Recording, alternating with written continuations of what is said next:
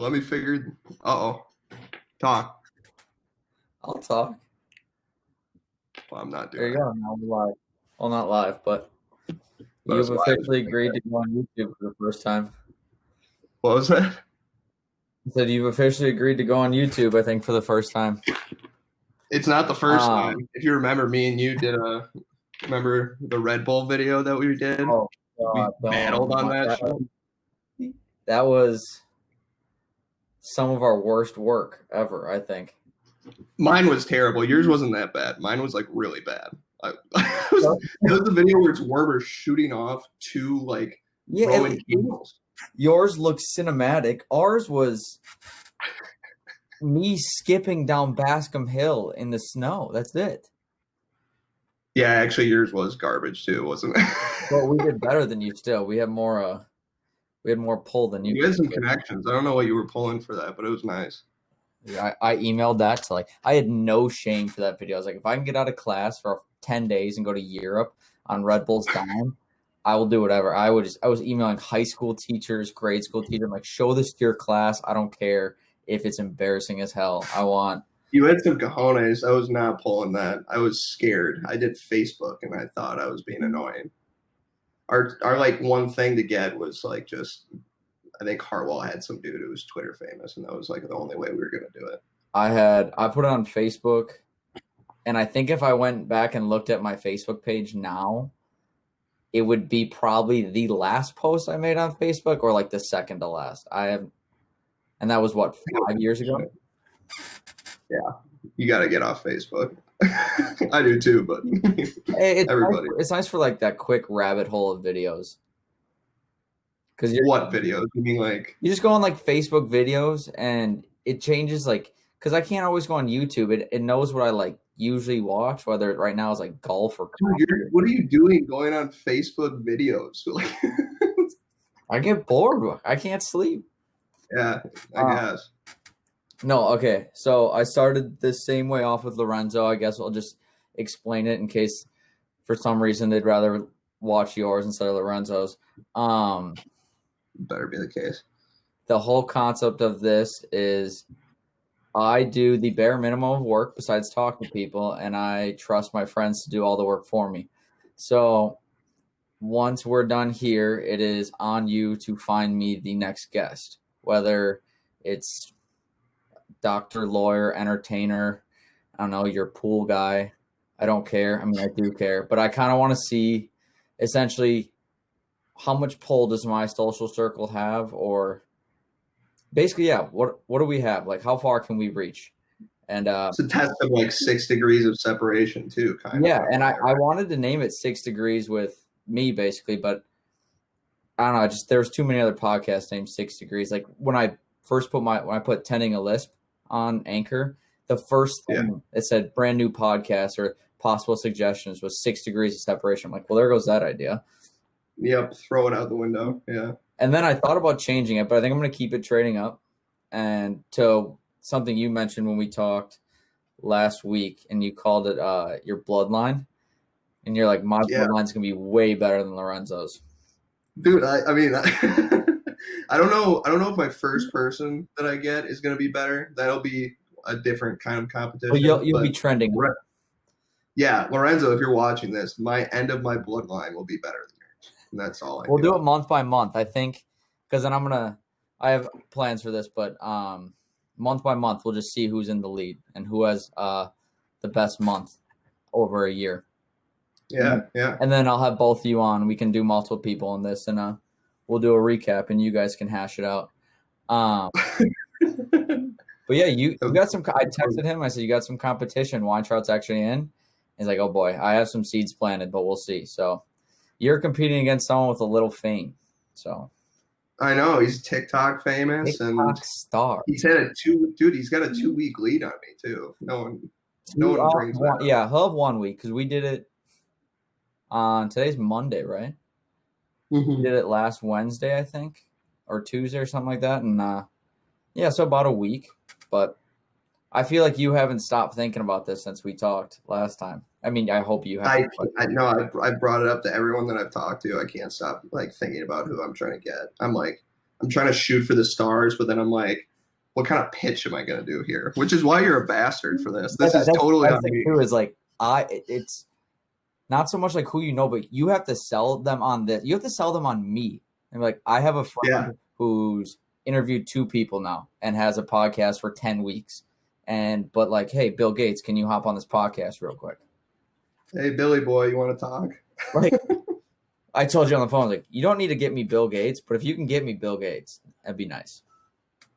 I think I'll hunt him down. Hunt him. I don't know. Bill Gates, I've got some ideas, but I can't give Lorenzo any more traction than that. No, don't. And I think eventually, I think it'd be cool if we could do this where I'm surprised. Well, if I get comfortable enough where I can just talk without feeling like I need to prepare interview questions, to be like, hey, don't tell me who you're getting. Just, I'll have you text my brother. And then just whoever's going to pop up on the screen. And I think it'd be kind of cool.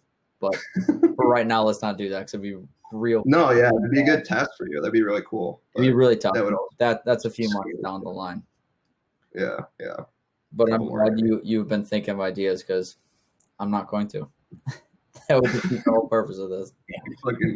I really hate that's such a you concept, by the way. That's beautiful. It's absolutely you, though. Yeah, it's like, I'm not gonna fucking do the work, but I'll find a way to make somebody else do the work. It's basically my grand idea to ride my friend's coattails to the top. It's a good play. You guys aren't doing a whole lot, but you're doing more. And we'll see. I don't know. I might have to do a lot to get this first interview off the ground. In a month. Okay, let's not say a month. Let's do 8 degrees of separation from you and Lorenzo. Do you think I will be surprised by anyone I get? And by the end, like a year, who do you think is like the coolest, most interesting, or high profile person or type of person you think I could get doing this? Dude, so here's like my big question with this is that, so this is going to be a teaser for Lorenzo. We'll just pretend that he's not listening. But one of my thoughts is that like you need to have it so that you're constantly like churning out like interest from the person above you and below. So like I have to be close enough with the person above me to convince them to do it, and that they want to go and like actually try. Yeah. Which is like I'm going that second degree is hard, I think. Yeah, I'm going on a huge whim here. And I said I've had this idea for, I would say, almost a year now that I've wanted to do this specific idea of a podcast. And I said to very close friends of mine, I said, if this ends up just being, especially with the pandemic and COVID, if this ends up just being a way that I stay in touch with my friends that I haven't seen for a while, for at least a year, and then it dies off or something like that, then that's fine by me. Granted, I would like it to do better than that, but if it ends up just being something where I get to keep in touch with you guys an hour a week, 2 different people I probably wouldn't talk to over the year, then that's awesome. But because I am putting a lot, as much as we can joke about it, I am putting a lot on you guys and a lot of faith in you guys that you will try, for one, and that the next person you get is going to try as well. It's not just, like you said, it has to have interest going both ways. Yeah. And I mean, you're going to get bigger than like just our friends. Like we're going to get bigger than that. I just don't know. I could see us getting into like a professional athlete pool pretty easily. That's something for sure I could see happening. Yeah. And this isn't just like, oh, I want to start talking to celebrities. I genuinely want to talk to like everyone. I think it'd be so fun. Yeah. And and to just see, like, it always fascinates me. Like, oh, I traded up from those shows. Like, I took a penny, or I took this Post-it note. I traded for a pen. I traded for this. And just like, I went from here to here. That's amazing. And I learned all this stuff on the way. That'd be so cool. So yeah, I wanted to like, as a viewer and a person on it, I want it to like go like this too, which I know is probably not going to happen. Like that's the tough thing, is that you're probably going to get caught in like one area. A bit, yeah. But also that's like part of the sell to them too. It's like, hey, get out of this area. Like I know you have this. Like give me like I don't know. Let's pretend that we get up to the professional athlete, whatever, like area. Yeah. Like give me like your agent. Like let's get into some sports law. I want to hear about it. I want to know what the hell goes on behind the scenes. Exactly. And that's why I said like that's just perfect. Like it needs to be interest both ways. And I think if it takes off enough, people are gonna view this as a game. And I'm glad that I'm doing it with two people. And it was I think way smarter of me to make it a competition between two people. So not only do they have interest for themselves, but like I want to beat someone. And you and Lorenzo are perfect. You, especially for the competition, you do not want to lose. I know that. No, I don't like to lose, and I definitely, again, fuck you, Lorenzo. I'm coming for your head with my bloodline. I can't wait, and I'm gonna find. I think he's gonna beat me off the bat. I think that, but my bloodline. I'm praying for my bloodline. Yeah, you got to think long term. You can't think short term because I feel like he could go, and this isn't ripping on you, Lorenzo, but he could go big or like another like TikTok star kind of thing who doesn't have like a huge connection to him, but agreed to do it. And then afterwards, I don't care at all about this. And then I'm talking to his aunt and uncle for the next 6 weeks. Yeah. But yeah. So actually, that's a good question. What happens on, like, what if you hit a dead end? Like, do you go back down to the person? I've thought about that, and I think of it kind of like a tree. Don't plan for it. I think I'm not planning for it at all, but I do need a contingency plan.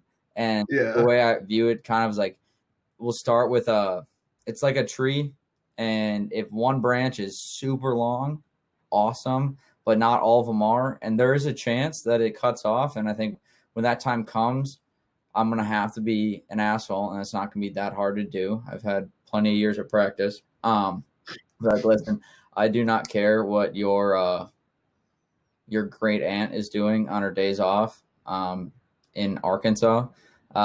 So we're going to end it there, and we'll start with someone else. And then, do you have a great aunt in Arkansas? No, that was a bunch of work that just came to the top of my head. Yeah.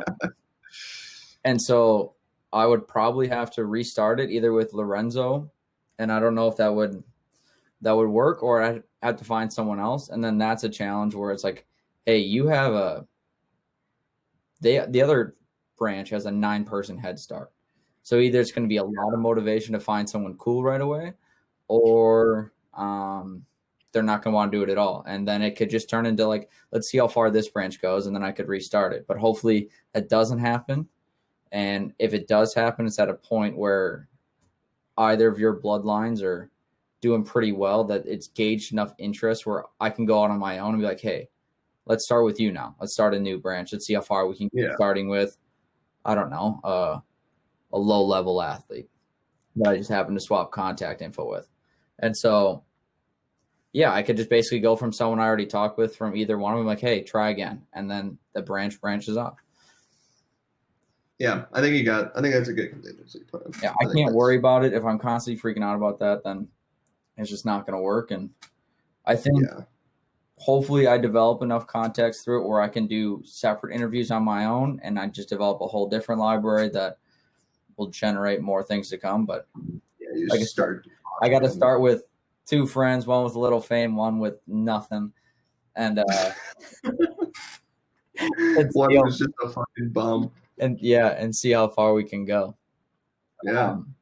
Okay, I think enough about this show. I think they get how this works. For one, I need to get out of this, or I need to get out of home. I'm in my mom's office in her room because it's the only place with like good internet enough to do this. So I was wondering where you were. I like the little bird. It's the Halloween birds, and then a picture of my brothers. But I told you before, because we're like, we can't catch up when we talked last, like too much. And then we talked about we probably should never bring up anyways. So that was good. But I said I'd have questions for you. I have none. Like I don't think it wouldn't feel natural for me to just interview you, because I know basically everything about you to a point. Like the newest piece of information I got was you now have a girlfriend that's so out of your league. It's just, it makes no sense. And Yeah. that's like the Well, new thing. That's it. And because of her, well, we're doing this like 2-3 days before I had planned. So I couldn't think of any questions. That's part of the reasons why. is that part of, that's your excuse? You're No, gonna that's no blame that? excuse. I genuinely thought like it wouldn't make sense. It was like, hey, so how boring would it be if I looked at you and our friends were like, no one gives two shits what Adam Weintraut does for a living. No one cares No, what I you don't do. want to hear Like, about hey me man, coding. although I did think of one thing. It has to do with what you do, and it's something with like coding, right? Or like Yeah, computers. yeah, like data science, basically coding shit. Yeah, This, like, I laugh at the fact that you do this because, and I don't think you'll lose your job because of this, but maybe we'll see what happens. You and I were in the same computer science class. I knew you were going here. Yeah. And tell me if I need to stop. And it's not bad. No, no, go. Yeah, You and I in the same I computer thought science I class. was, you know, And we weren't good at it at all. And it's actually no. the reason, that class, why I switched majors. Like, I had my first, not only my first panic attack ever outside of the comp sci building, and I'm like, I can't do this. I called my mom. She's like, Was it after the test? What was it? no, this was before going into a lecture, and I was like, I just don't want to do this anymore. I freaked out, and Yeah, but I was like, all right, I can get through a semester. I just don't get a D and screw up the rest of college. And so the first program we do, so we had, people don't know, we had to do 5 programs and 3 exams. First program you did with a partner. Mine was my roommate. He's really smart. 97. I was like, oh, this won't be too bad. Then I took an exam. I got a 55% on it. I'm like, okay, I can bring this back up. It's weighted. not even that bad actually in that class. Like, No. I was like, all right, I can only, like, that's the worst score I've ever gotten in an exam in my entire life. yeah, oh, yeah. And the next exam, programs kept getting worse and worse and worse. And the next exam, I got a 33%. I'm like, wow, didn't think I could fuck this up anymore. And I think it was the last 2 programs you and I do together. Did we partner up for that, or did we just say like? Oh no, we partnered up. We thought, you know what? Why did we do that? Let's find the 2 dumbest kids in the class and put them together, and hopefully they can get, I don't know, a C. I will never forget being in our house, and you and I are just hanging out, and we're like, we have a program due tomorrow. It's 6:00 in the afternoon. Yep. We should start it. And they give you like a 5-week benchmark, like where you should be at each week. I don't think we would start these programs till 11:00 at night. We're texting people for their code, like, hey, how do you do this? And I was gonna say we started really late, and I think we were not even to week 1 by the time we started. Like, we didn't have anything. We had nothing. I think we like wrote down the title of what we needed to do. And the best part, we finished in 2 hours because we're like, hey, can you guys just email this? Like, we're trying to figure out this. And we did like a Frankenstein version of a program that barely worked just to pass the fucking class. And I only passed because I needed an 80 on the final. I threw up 2 times before I took the final. And I got it.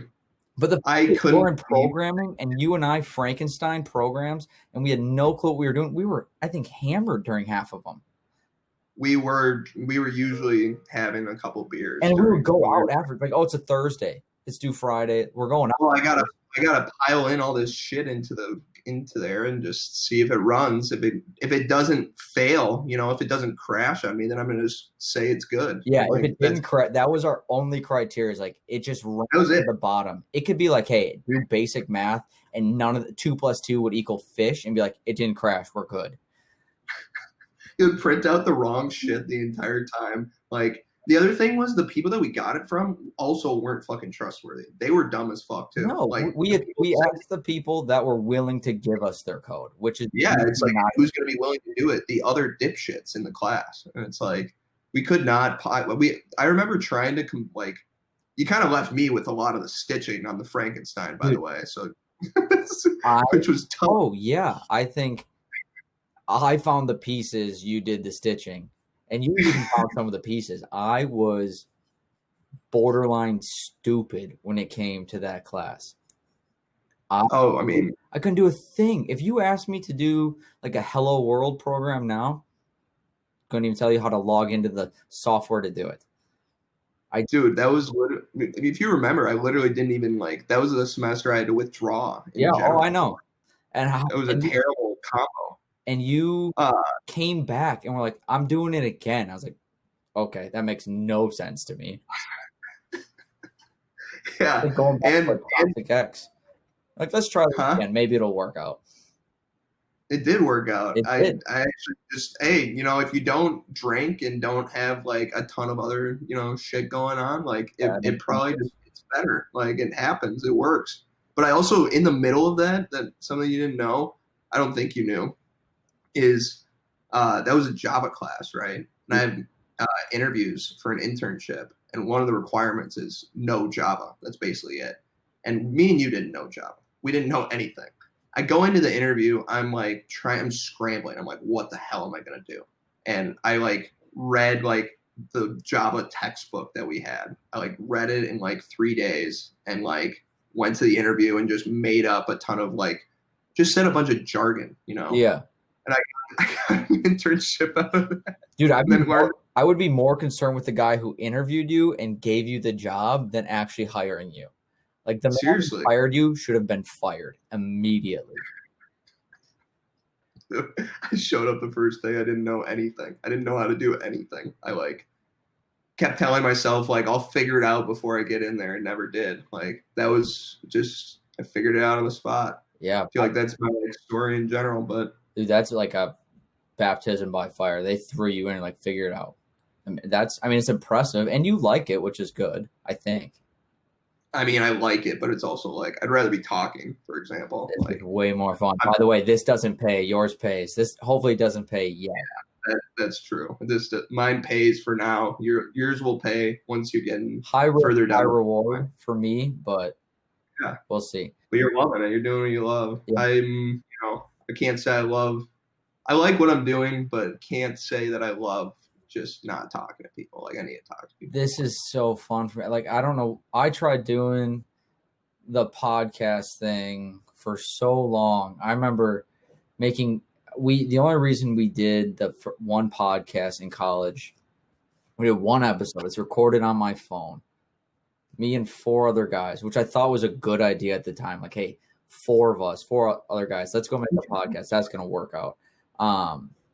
And I would have to like bribe my friends to do it. I'm like, hey, we can drink during it. Or like if I make this, like we had a hockey net in our room. It's like if I make this on you, you have to do this with me. And by the way, if that episode ever got released, and it never will, I would never, or I think I would be okay. Actually, I wouldn't. No one in that group would talk to another girl again. Like if it was released at the time, like seriously, I don't think we would be alone. Bars, we would just been ostracized from. It was bad. You won't even say who it is. It must be that bad. They're not willing. I always said I will never implicate my friends on this stuff. And if I want to tell a story that I think is a little risky, or not risky, but risky for them, I'll ask their permission to one, tell it, and two, I don't need to use their names. But if somehow I build a rapport where like they just know who my friends are, like, oh, Jimmy's such a wild one in Cuske's group, then yeah, I'll try and want to use their name, but I won't implicate any of them. And I try my hardest in the Attending a List podcast that I do in the garage. It's hard not to name drop in the beginning. I think I might have a heart. I got to think about that when I'm talking right now. I did not. But I'm getting better at it. I can cut you off if you're about to. That one we just told is fine too. Oh, like, dude, I remember in doing the programs. At one point, we were watching a bunch of comedy, and this is one of the times I realized like that's kind of what I want to like go for, is like that kind of form of entertainment. You and I watched, I think it was like Bobcat Goldthwait, or I forgot how do you say his last name? Do you remember this? No, dude. It's the guy who comes out on stage and just screams, and you and I are crying laughing, and we're ushering people in to watch us right? Us watch this. And I remember looking at you, I'm like, we're never going to get this done. I'm going to fail out of college. That's exactly what we did. We'd be waiting for every text. We'd be waiting for text, and we're like, well, video. No one's sending me the code, so I'm not going to work. There's nothing to do. Like, hey, come on. Try. That's how bad it was. We couldn't even try because I think we thought if we tried, like right now it runs, but if we tried anything, it's not going to run. It's going to crash. Like, I was scared. I remember being scared, but also just being like, I'm having a lot of fun, like just fucking around, and I'm just going to escape into that. That was pretty fun. Like, it's awesome. Like, I got through it, college, and now all those times, like, I just have good stories. It's awesome. Oh yeah. And college is so fun. I think I always said this. I came to the realization at a diner with two of our friends this summer. And it's after a night of drinking. We're talking about stuff we had done in college and our fraternity and whatever. I said, you know what? I can honestly look back and say we did this right. Like, there's nothing I really regret. Nothing big, like I should have done this, I should have done that, I wish I didn't do this. And it was such a good feeling. Like, I did it right. And to not know I'm not going to have regrets later down the line. Do you think you can say the same? I don't know. I go back and forth on that. I think yes, in general.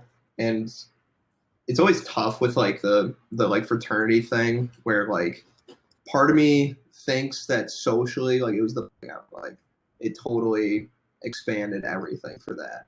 Part of me thinks like I could have gotten into some weird hobbies in college if I hadn't just been like in a fraternity. Like I could have become like a weird ceramics dude the whole time.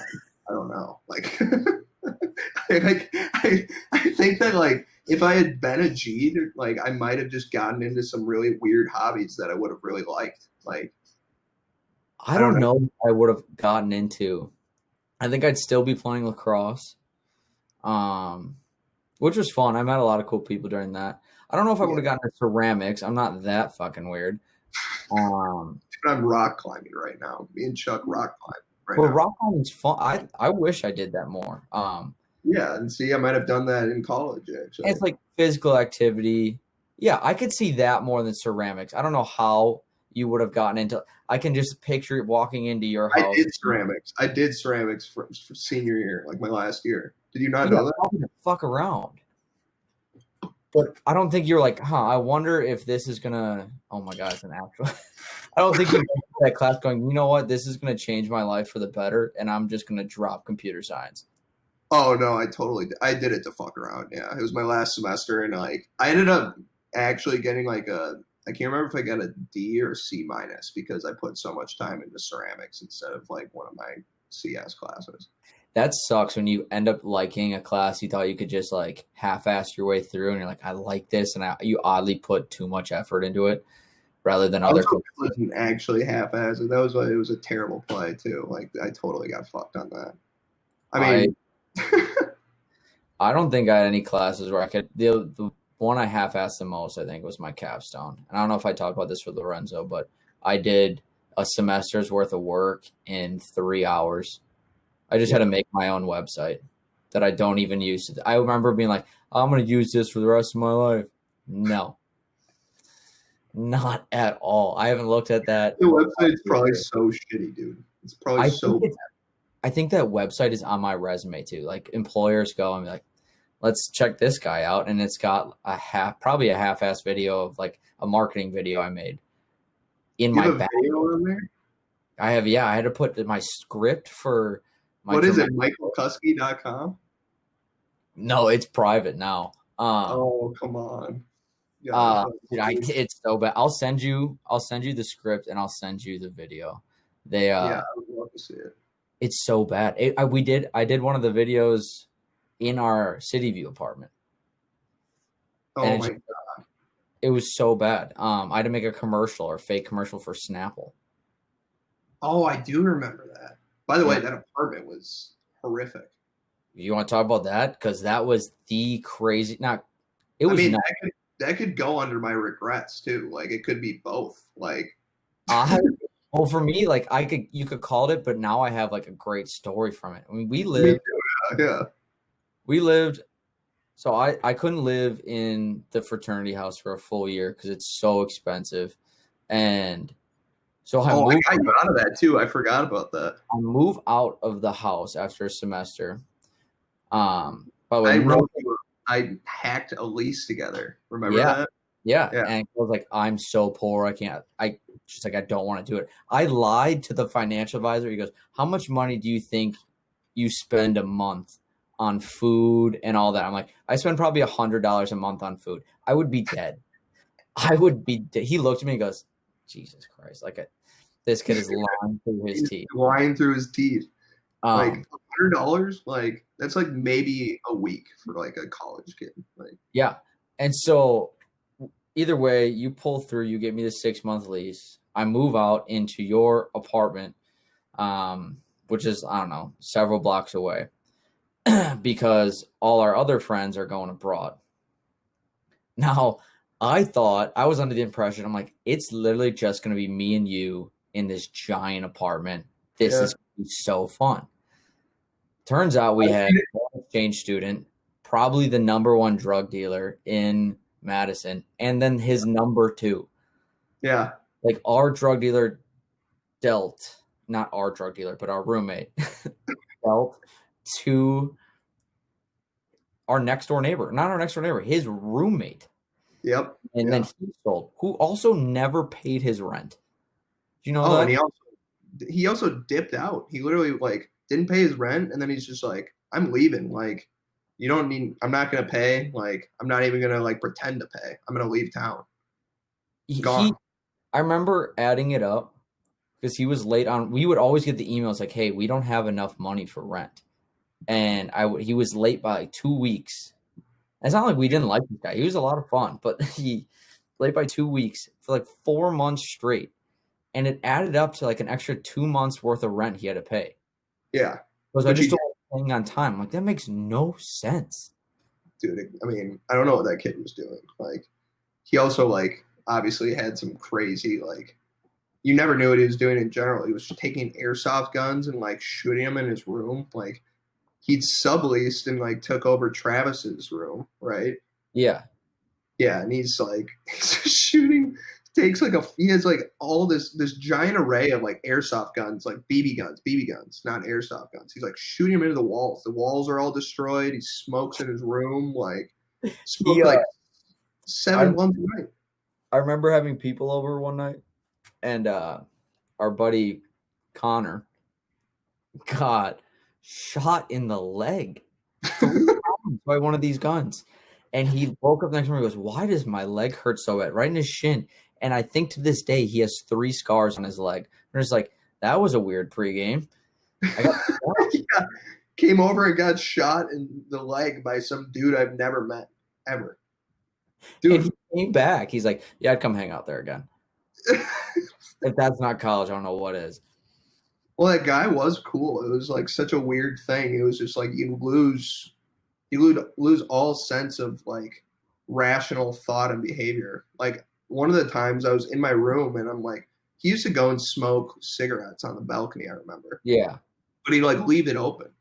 And I'd be like, dude, can you close it? Like, I'm in my room and I'm like, smell smoke coming into my room. I'm just like, smells like a cigarette. I'm like, dude, like, text him, no response, nothing. And I'm just like, okay, this dude is not like, I've never been able to get through this dude. I'm definitely not going to get through to him now. And he responds the next morning and goes, oh, yeah, sorry. I smoked 7 blunts in my room. It must have carried over. His room's on the other side of the apartment, dude. I thought it just, like, was cigarette smoke wafting through. Like, dude, it was literally just he hotboxed the whole place, and I didn't realize. Like, oh, yeah. I remember when I first moved in there, my dad's helped me move in, and the numero uno was just dividing up the portions of weed to sell on the table. Just like, he knew I was moving in, and just I was like, oh, hey there. He goes, oh, should I put this away? I'm like, nah, it's all right. I don't. My dad walks in and goes, how about now? I'm like, Well, it's not like he's going to do anything, or you put it away is going to change the fact that he saw how It's much too weed. late. Yeah. It's too late. Just keep doing your business. I mean, there was always a pound of weed, a pound in our Yeah. apartment at all times. But I Dude. remember the first time we went out after I moved in there, and it was like 4 days later. I'd already gotten used to the amount people smoke, whether it's weed, cigarettes, and so we were used to the smell. But I never lived in a place like that, and I remember going to the bar and people looking at me like, "Did you smoke before you went out tonight?" I'm like, "No," Yeah. because I Yeah. did. Like I never did really in college, and I'm like, "Did you smoke? Did you smoke?" Like 8 people in a row. I'm like, "No." Why does everyone keep asking me that? I'm like, you reek. You smell like you have that bag in your pocket.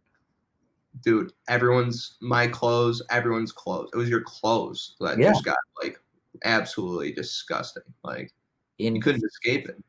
and we witnessed a lot in that apartment that we won't get into, but there was a No. lot that went Yeah.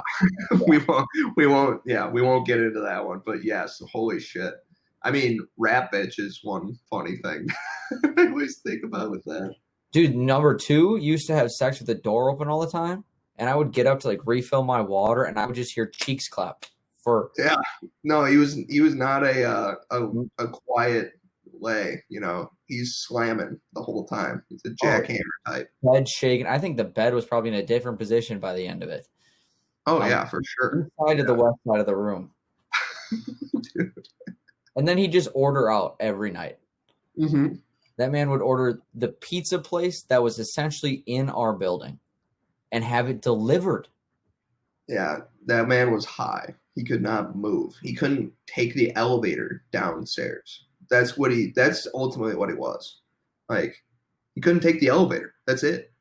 That's so bad. Do you remember the elevator didn't work and we had to move out? Yeah, that was We fucking went up garbage. and down 12 flights of stairs, probably like 8 or 9 times, moving shit That out. was so bad, dude. Thank And God we didn't have to do furniture. no, but I remember being really hungover during that. I remember like every stair felt like I was like, The end of time, yeah. yeah, oh, Yeah, yeah. that's for, I think as close as we got. That's the only time we really ever lived together. Other than I know. that, that bring us together. You're my little brother. We can mention that. I had to bring it up once in the fraternity. For the audience, that is absolutely not fucking true. I brought him in under my wing. Both mentally and The physically. cojones, the stones to call me his little brother. Oh, it's so fun. Were we just talking at like the Brewers game for like 3 hours? Like I remember my Connor, the same guy that got shot, one of my best friends. When he first met me, he hated me because I remember on a bus ride to that Rush event, he goes, I look at him, I'm like, dude, I don't even know how I'm here. Where everyone else is like busting their ass to get invites. yeah, And I didn't know, I honestly didn't know. And I meant it in a weird way, like not in a douchey way. I was like, I honestly don't know how I got an invite to this event. yeah. And then we ended up sitting by, I swear, the dumpsters or the porta john for 3 hours, just like talking and hanging out. I was like, well, I think I'm set and good, but it'd be pretty weird if I just wasted a whole brewer tailgate and then they're like, we don't like you. No, you were definitely in the money there. You picked the right person to have a sit down with. Be But friends. also, like, I can't remember how we started talking, but it was just like automatic right away. Like, Yeah. And then I almost left on the day that fraternities give out bids. I was like, dude, I gotta go. Like, I have plans with my roommates. Like, why is I remember looking around during that night. I'm like, everyone just keeps disappearing. Why can't I leave? And you're like, dude, you gotta stay. I was like, why? And then finally, like, hey, come with me. I'm like, makes more sense. yeah, you fucking idiot. I was so naive, and it Which worked. is so funny because that's always how it is. It's like the best people are like the people that like aren't like, yeah, let's go all in on it right away. It's like, I agree, and I think the best people are the ones who go into it being like, hey, I'm gonna make this what I want it to be. I'm not gonna do do what everyone else thinks it actually is. So like if Yeah.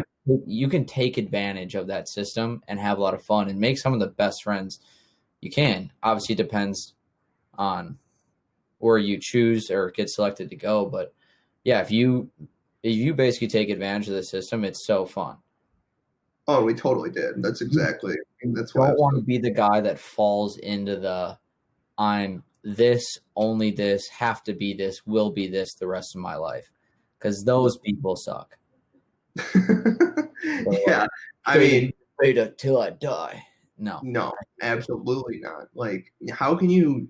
I don't know. It's a general concept that like always kind of blows my mind. Like, is that really how the like lowest granularity that you can get to define yourself? Is that like you are a part of this like national fraternity? Like, that's not cool. Like, No. you want to be one of those dudes who's posting like on LinkedIn about like, hello brothers, like, do you have a business connection? Like, Oh my God. Or like, hey, I'm part of the alumni. I mean, there are some that are more serious and they had more connections. So I feel like some people, I have friends that did it down south, and I think I was about to say, they so, provide more people more opportunities for people, and so they kind of feel like they need to get back a little more. And I understand that. Granted, we were a bunch of assholes, got kicked off, so it's not like much was provided to us. But yeah, I get to a point, but I agree. I don't want to be the guy that's one talking about it when I'm 50.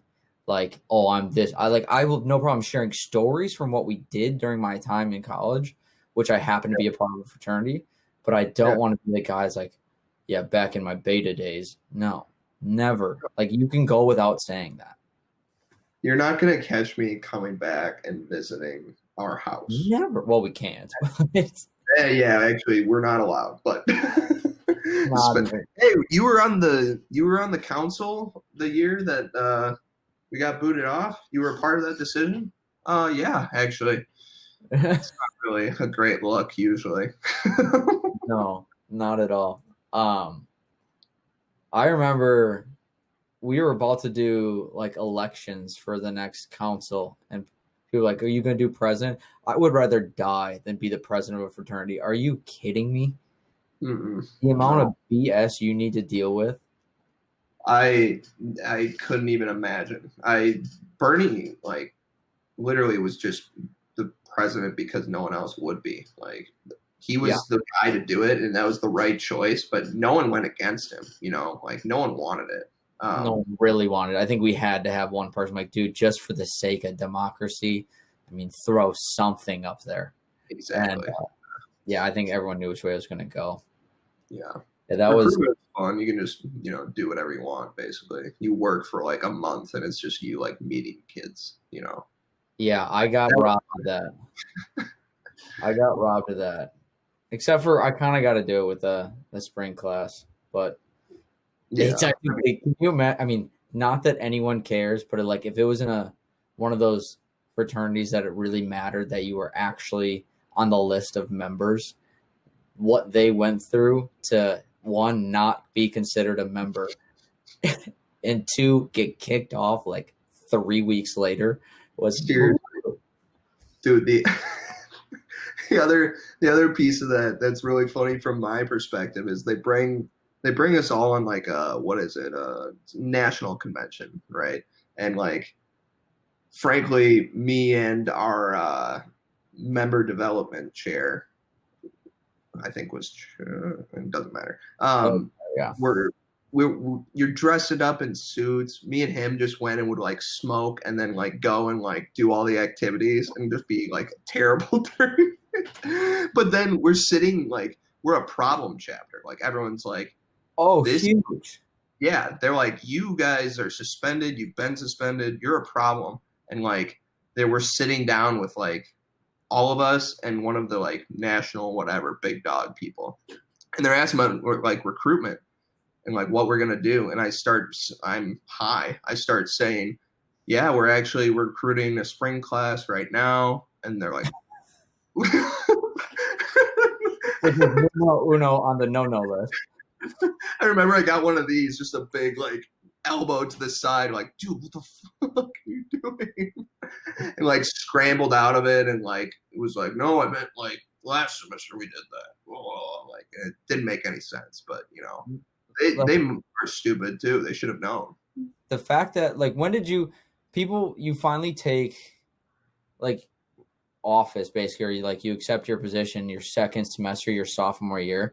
So the fact that they entrust 19, 20-year-olds to dress up in suits in a different state and to not party even a little bit and to follow the rules that make no sense is asinine. Yeah. I mean, it's so stupid. Didn't we again, I don't want to be too much on the fraternity side during this, but didn't we, when we were getting in trouble, it's because Papa Bear was basically asking us, like, hey, you need to accept or incorporate this new philosophy for everyone in the membership or whatever. And like during pledging, everyone's got to be like sound mind, sound this, blah, blah, blah. Yeah. And they asked like, hey, you got to do this. And we just like responded, no. Like we're not doing that. No rebuttal. And we just go, yeah, that's not happening. Like, it was going to work. Like we were the only one, I think, in the country that was like, nah. We didn't even have the audacity to be like, yeah, we'll do it and lie about it. We're just like, no. I remember we did like a stupid, like a really weird thing where we were like put together a proposal about why we weren't going to do it. Like we wrote like a 1-page letter of we doubled down. We're like, well, we could either do the work of doing it or we could do this like report. And like, we're going to just pretend like we have like justification here. Yeah, I don't remember what the hell we said for that. It didn't make any sense, but I mean, it didn't really matter anyway. By the time they were going to implement it, we had already thrown a party and gotten kicked off. I mean, it was useless. I mean, we were the blind leading the blind. That place is literally and figuratively was on fire a few times. So yeah, dude, that was me and Wormers or Dave set off one of those Roman candles inside by accident in that house. Really? During the Red Bull filming? Yeah, we were going to test. We were so stupid. I don't remember. It wasn't a Roman candle, but we were like, let's like see how the it was a sparkler. We're like, let's see how these sparklers like look on the camera. Of course, it's all inside. The fire department comes. We're locked out for 3 hours. Like, I swear, every time the fire department came down that street, everyone's like, it's our house. Yeah. It was never another house. It was always ours. But and then you're like, well, I'm going to leave for a couple hours, I guess. Hopefully I can get home at some point. Didn't someone like put 2 socks in the dryer? I mean, it's like an industrial sized dryer that's just cranking out heat, and they like burnt and started on fire in there. Yeah, I forgot about that. That was another one. Out. Actually, I think I remember who. I just, again, won't mention names, but we cleared out because of that. And they're like, dude, you guys lit socks on fire. And we had 2 fire trucks and 3 squad cars here. Like, this is a huge waste of our time because you guys are stupid. It's like, yeah, but like, do you think I like wanted those socks to turn on fire? Like, maybe they were my favorite pair of socks. Like, yeah, maybe it was my only pair. Or that didn't have a hole in them and I needed to dry them real quick. Have some sympathy, dude. Like, yeah, you can't actually be like, you know what? I lit these on fire on purpose. You know what I wanted to do at 7 o'clock at night? Sit outside and just watch the house. I hated that. That one was cold, I remember, too. Yeah, that wasn't too nice of weather. And then my group of friends decided, you know where we should move? Just across the street. I remember moving the furniture from that house up and over a balcony in the apartment across the street. That was a cool balcony, but yeah, that was, I don't know about that play. That place, we moved into an apartment that I talked about this in my other podcast, but very briefly. It was 2 of us toured it of the 4 of us that were going to live there. And we signed a lease. All 4 of us signed a lease. 2 of them haven't even seen it. And we toured it once. So it's like a fleeting memory. We move in, and we're like, this is half the size than we remember it. My bed is this close to the guy whose room I share with. Like, if I rolled fast enough, I could roll onto his bed. The floors are uneven. And by uneven, I mean there was the gap between the floor and the door to get into the apartment went from like this big to this big on the right side. So any air we had, like air conditioning, heater going, just right out the door. I mean, our bills were through. I remember like, why is our electricity bill $200? You were living in a shithole, huh? There was a ramp that went from the living room down into the kitchen, which you needed to catch speed to catch the ramp to go up back into my room. The stove was on an angle, so if you made eggs, all of them slid to one side of the pan. You had to like beat down the burner so it was bent the other way, so it was flush. Dude, what are you doing in this place? Like, this is terrible. But it's my favorite place I ever lived, and I think everyone who goes to college needs to stay in a place like that. Like, you can't go from dorm to a fraternity house to like super nice place, or at least if you're in a decent place, have some shitty roommates once. Like, I had the greatest roommates in that apartment. The apartment itself sucked, but it builds character. I think it needs to happen. If you go from nice dorms, our dorms weren't nice, to fraternity house with a chef, to penthouse to penthouse to penthouse to penthouse, go fuck yourself. No, I completely agree. I mean, 625 was that for me. Like, that place was like on Mendota Court. That was a great place, but it was like, it was not great because it was nice. It was like actually like kind of shitty all throughout, but like, you got laughs out of it. Yeah. Oh, so many. And the place had lofts, if you remember. Like, I don't know if that was when you. Yeah, I remember going there like, yo, this is really cool. And leaving like, I'd never lived there. Yeah, it's exactly what it is. And then they redid it. They redid it. It was super nice. But like, ours was the last one to be redone. Like, we used to throw eggs out of that place. That was like maybe my favorite memories of college. Is just like you come back after a night at the bars and you throw eggs down and like try and splash people's feet and just see if you can find them. We would try and throw eggs at the old house after we got kicked out because we were across the street. When they painted their door a different color, I think that's what like tipped everyone off. We're like, hey, we're coming over. You got eggs? Yeah, let's do this. And we come back to the bar and just huck eggs. Yeah. Oh yeah. Did you ever hit anybody? I think we might have hit it once or twice, but it's way farther than you think. And we're like, oh, we can easily hit this. But there's like 3 trees in the way. You had to thread the needle for basically like half time we were just egging a tree in our front yard. Yeah, but it's still fun when you're drunk. Just go for it. Yeah, I mean, you got to be like young, dumb, and broke at least 1 year in college. Dude, you would have loved the. Yeah, I mean. Oh, I'm sure. Like, it's all the people you live. I would have loved living with you, in that place. But you ever have like and this is very specific to our apartment, but we had I wonder if you have a story like this. We had the living room, and above us, we kept hearing this like rustling around, and there were apartments above us, and we're rustling around, and like, what animal lives up there? Because we don't hear a dog bark. Yeah, we don't hear like, is this a cat? It's like pretty heavy for a cat. Do they have a ferret? And it was all here, and it's like one of those sitcom moments where you don't learn the person's last name to the very end. You're like, it's something that's bothered them for like 18 seasons. And the last episode, like you figure, like you see the neighbor with a dog walk out and you're like, oh, it was a dog with 3 legs. And he just like gimped all over the place. I shit you not. Yes, there were apartments above us, but the way the building was situated is in the front of the building. There was only 2 floors where we were, and we're on the 2nd floor. So in the whole year, we're sitting there. I'm like, what is above us? Like all this scurrying. I'm like, is there a raccoon in the walls? It was the roof, and squirrels was the answer. Like we were so dumb. We thought there were like dogs running around, only for us to be outside on our balcony going, huh. Oh, look, it's a fucking squirrel.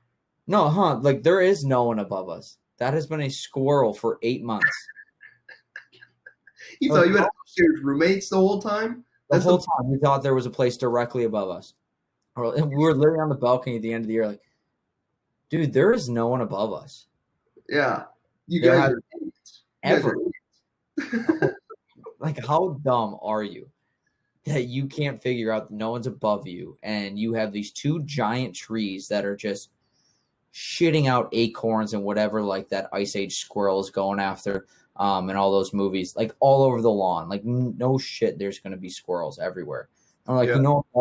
that's a three-legged dog. Maybe they have a possum. No, it's a squirrel. Yeah. Maybe they have a fucking like mini pony up there. Who knows? Like clomping around. Yeah, we're like, is it a dog? I'm like, I think we would have heard a bark once. Like once. Nothing. Yeah, that was Dude, I don't have animals. What me and Chuck have right now is a lady, a crazy lady, who's telling us like it's COVID right now, right? And, like we open our door, we're like in shorts. It's cold out. We're going to like go work out, and lady stops us. She's like a I don't know 60-year-old lady, and like is just telling like like acts like a meth head, is like talking to us like frantically, like speedy, telling us her life story about how she's like got like she's an alcoholic. Like, do you guys drink? Like, oh, it's okay if you do. Like, if you don't, I blah blah blah. Like, I don't know. I like almost died from drinking. Like, my liver almost failed. Like, I don't know. And like, it was after my first divorce. My second divorce just happened. He just bought me a condo. That's where I am right now. I'm downstairs. Like, I might stay there. I have 23 sewing machines down there, and just boom, boom, boom, boom, boom. the type of lady that gives her whole life story in a matter of 30 seconds, kind of. Oh, Yeah. dude, I was in her dog came in our apartment. I'm sitting at the door. I'm like, I'm leaving. And anyway, she's been blasting hip hop music downstairs the last week after moving in. And she said when she was talking to us, she's like, I was sick last weekend, but I don't have COVID. And we're like, how do you know? One. And two, like, don't come in here then. You're like literally I'm sucking down all your air.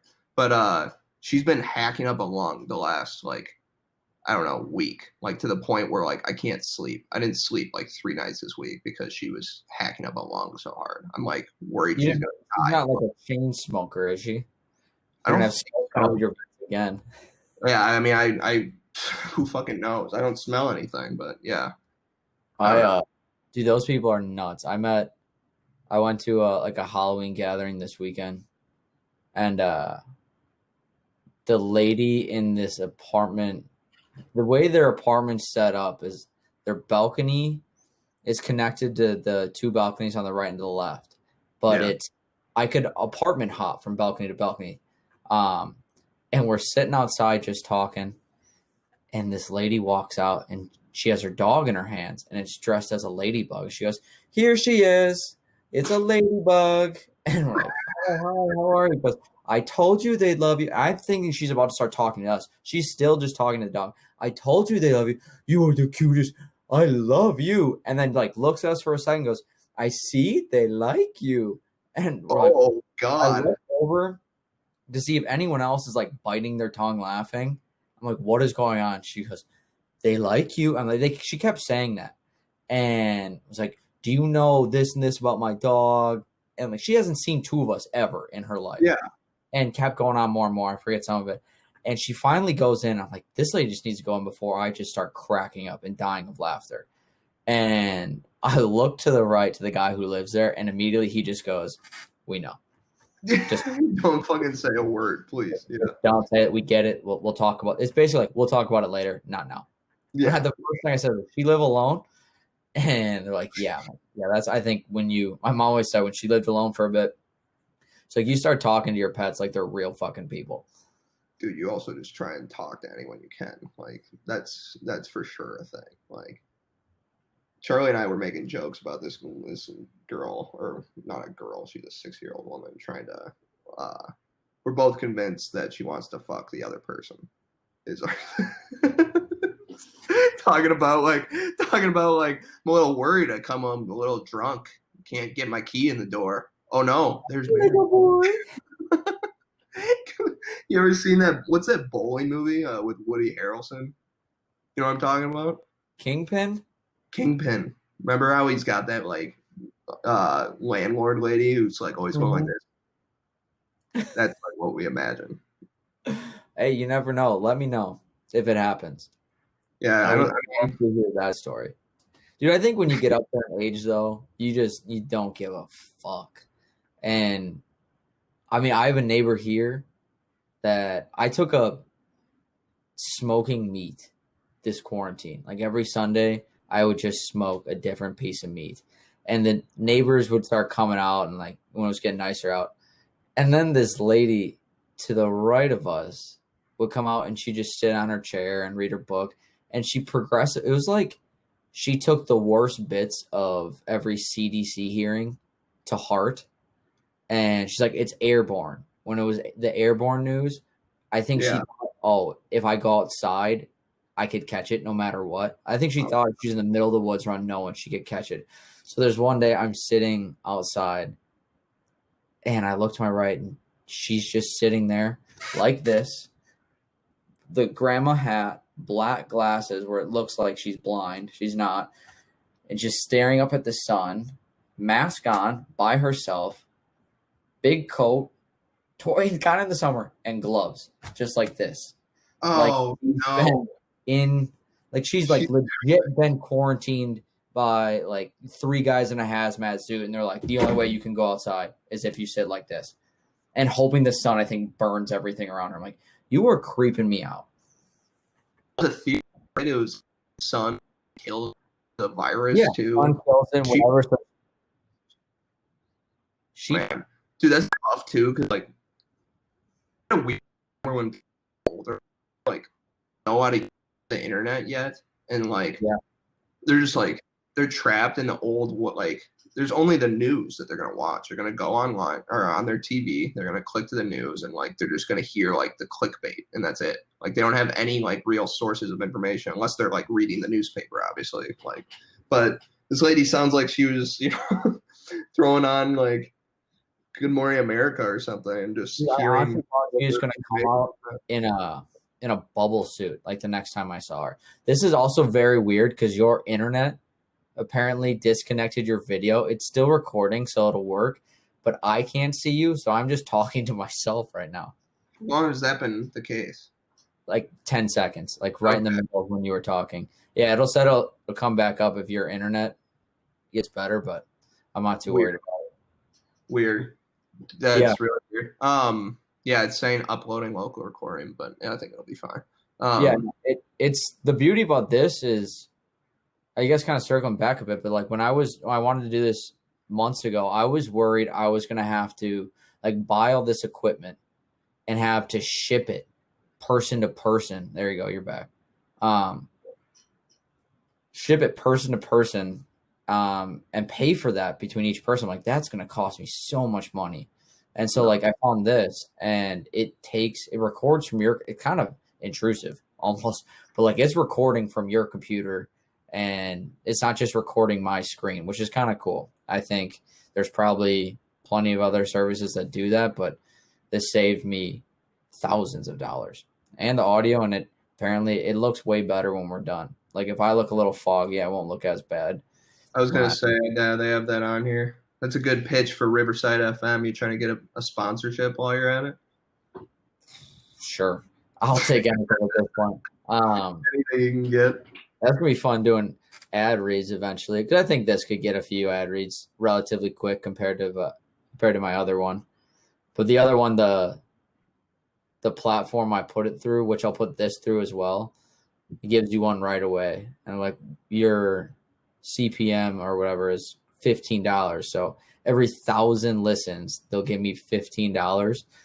I'm like, listen, I don't know if I'll get to 1,000 quickly enough where I feel like $15 is going to add up. And I'm not going to annoy people with, welcome to a blah, blah, blah, blah, blah. You can go download your own podcast thing, because then I'm just creating more competition. Well, you're also making it so like if I'm listening to it and I'm not sold yet and you're throwing ads at me already, like. Yeah, that's exactly what I don't want to do. No. And that one honestly is like, this one's gonna be kind of serious. I hope it's fun, but that one is so fun to do. Like I would love to do even like an episode, like if you guys are ever in town and just have you come, because it's literally the best way to describe it. And I'm gonna mention this when I record it with him on Wednesday. But like the best way to describe that thing is the podcast. It's when you're with your friends, like, dude, we should make a podcast. That's the Yeah. podcast. That's literally what like it's a group of friends actually did it. Yeah. Like 2 guys are just literally sitting in my garage and talk about nothing. Absolutely Yeah. not. Sound like idiots, but it's fun. Dude, it sounds really fun, honestly. It's something like I would love to watch it. I think that would be hilarious because like you're totally riffing the whole time. That's part of it. Yeah, Like I want to. That's you why I can, like this is that we have the video, but I want to. I think that's why I took the job I was talking to you about is just kind of really start basically just that be a source of income to feed these things so I can get cameras and then you guys can actually see us.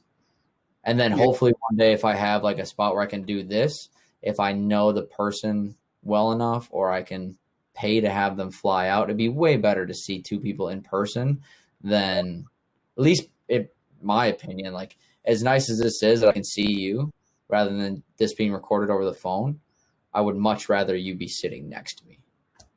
well, also like then we could just chill after instead of like just hang up and be like, yeah, that was cool. Like it's a different Dude, thing. that is the absolute worst thing about this pandemic for me. Like, did your like immediate like the guys you're living with now or um other guys from college, did you guys hop on that like Zoom party train?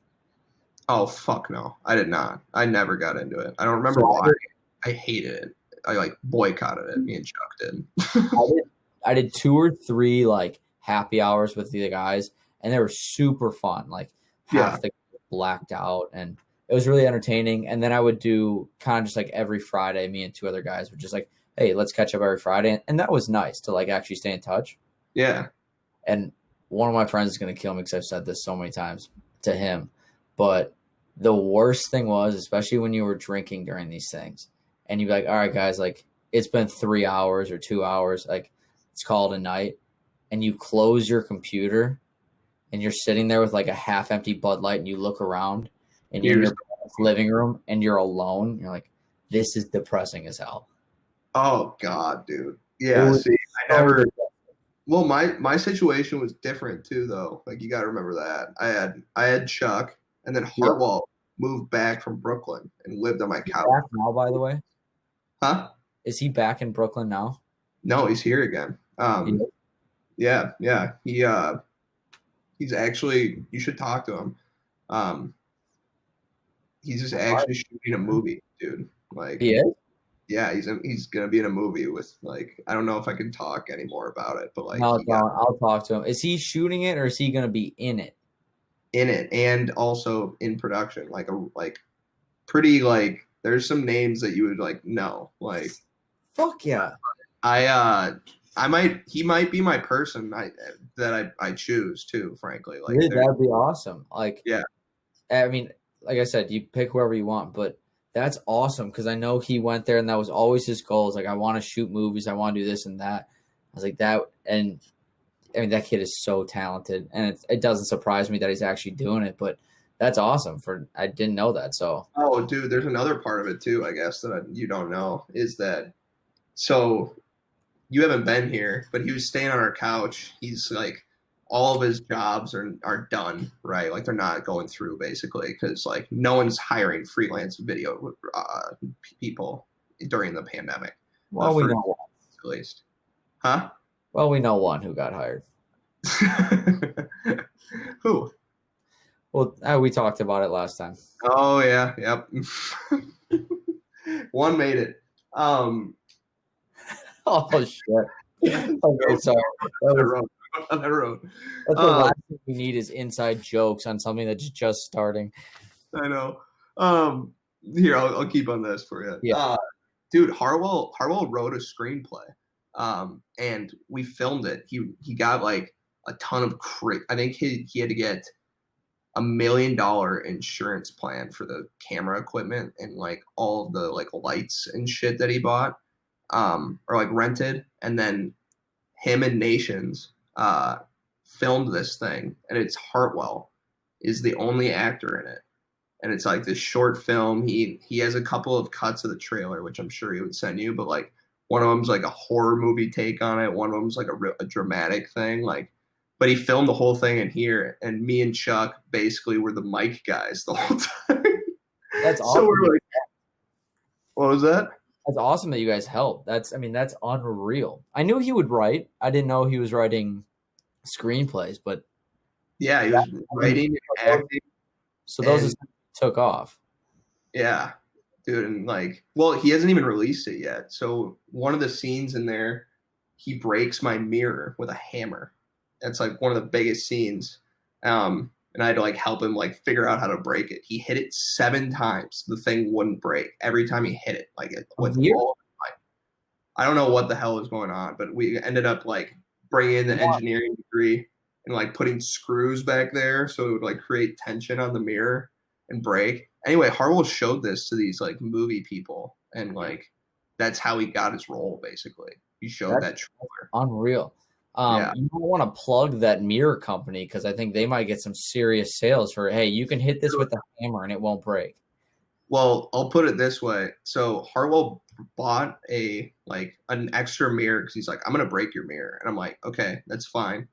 Give me another mirror. Yeah. And so he did. The one that I had originally never broke. Didn't even have a scuff on it. It's still my mirror right now. We gave up to break that one and switch mirrors, and the other one broke. Wow. Yeah. Jesus. They should switch that to whatever's covering iPhone. Yeah. That's crazy. No, that's awesome for him. And if I do end up talking to him, I mean, I love it. I can always reach out as well. But no, yeah, I would love to know more about that. I don't know how much he can even talk about what he's doing because those things are usually like on the hush hush. Yeah, that's what I'm not sure of. And does he live with you guys still, or where is he living now?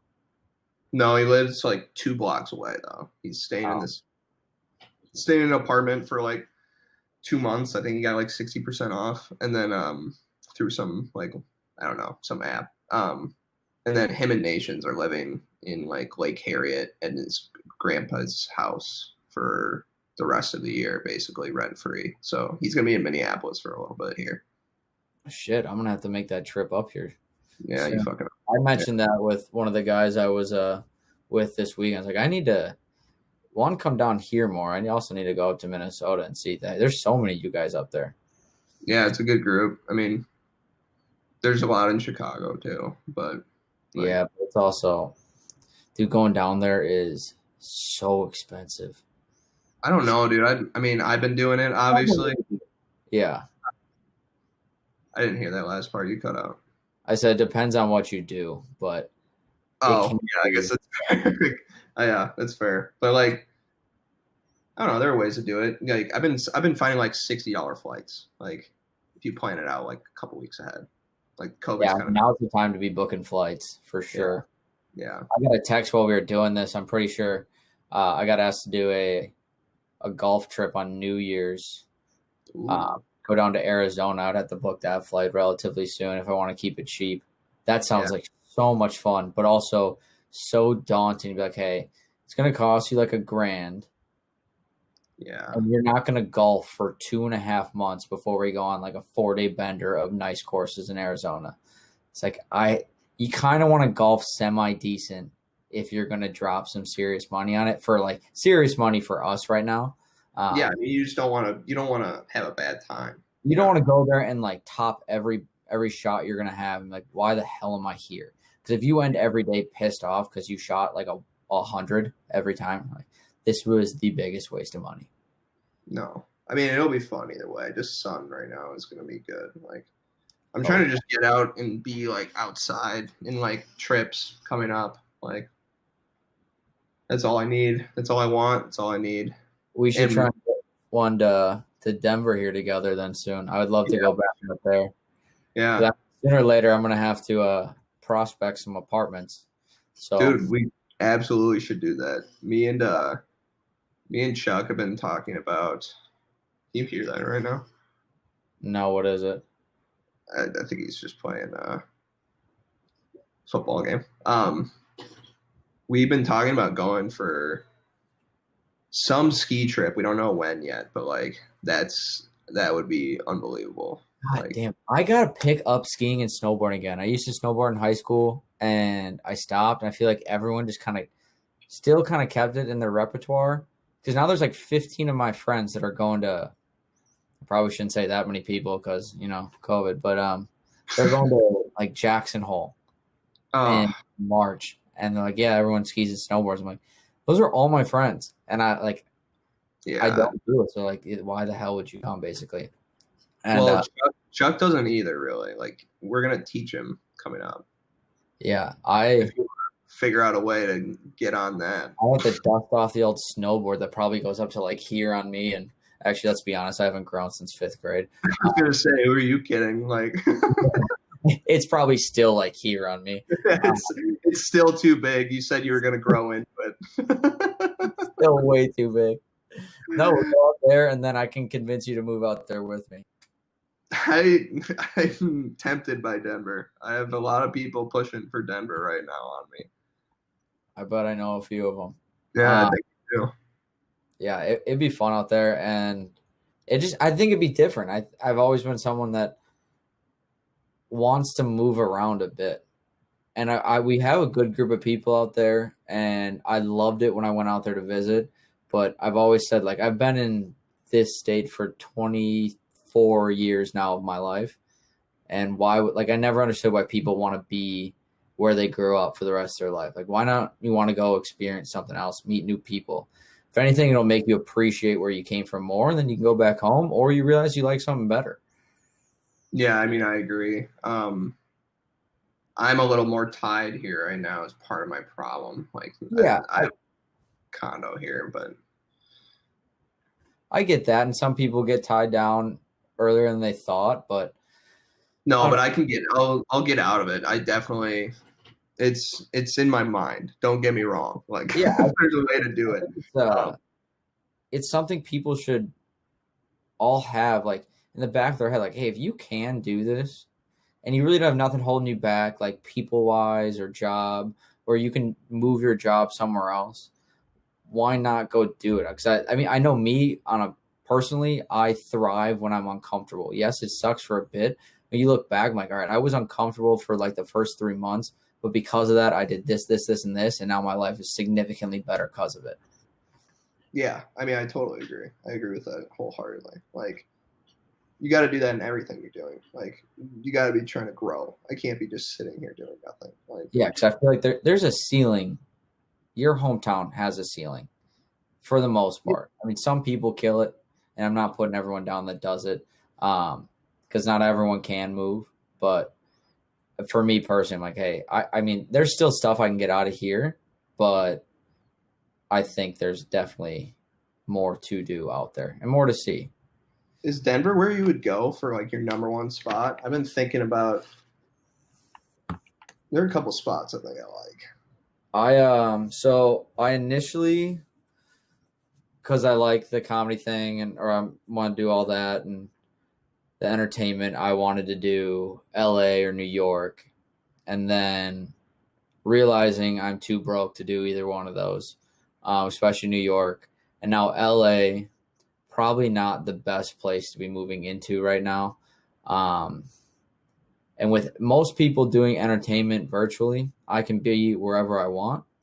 So my focus switched a lot to places like Denver or Texas. Like Austin. Austin's a great place, obviously, for multiple reasons. It's growing. I think it's going to be a next huge entertainment hub. Like, that city is going to be, terrible. It's been popping, basically. I mean, that city be popping soon. Yeah. I hate myself for doing that. But Denver is, I think, like I said, being uncomfortable is great, but if you have something you can reach out to, like we have a lot of people we know out there.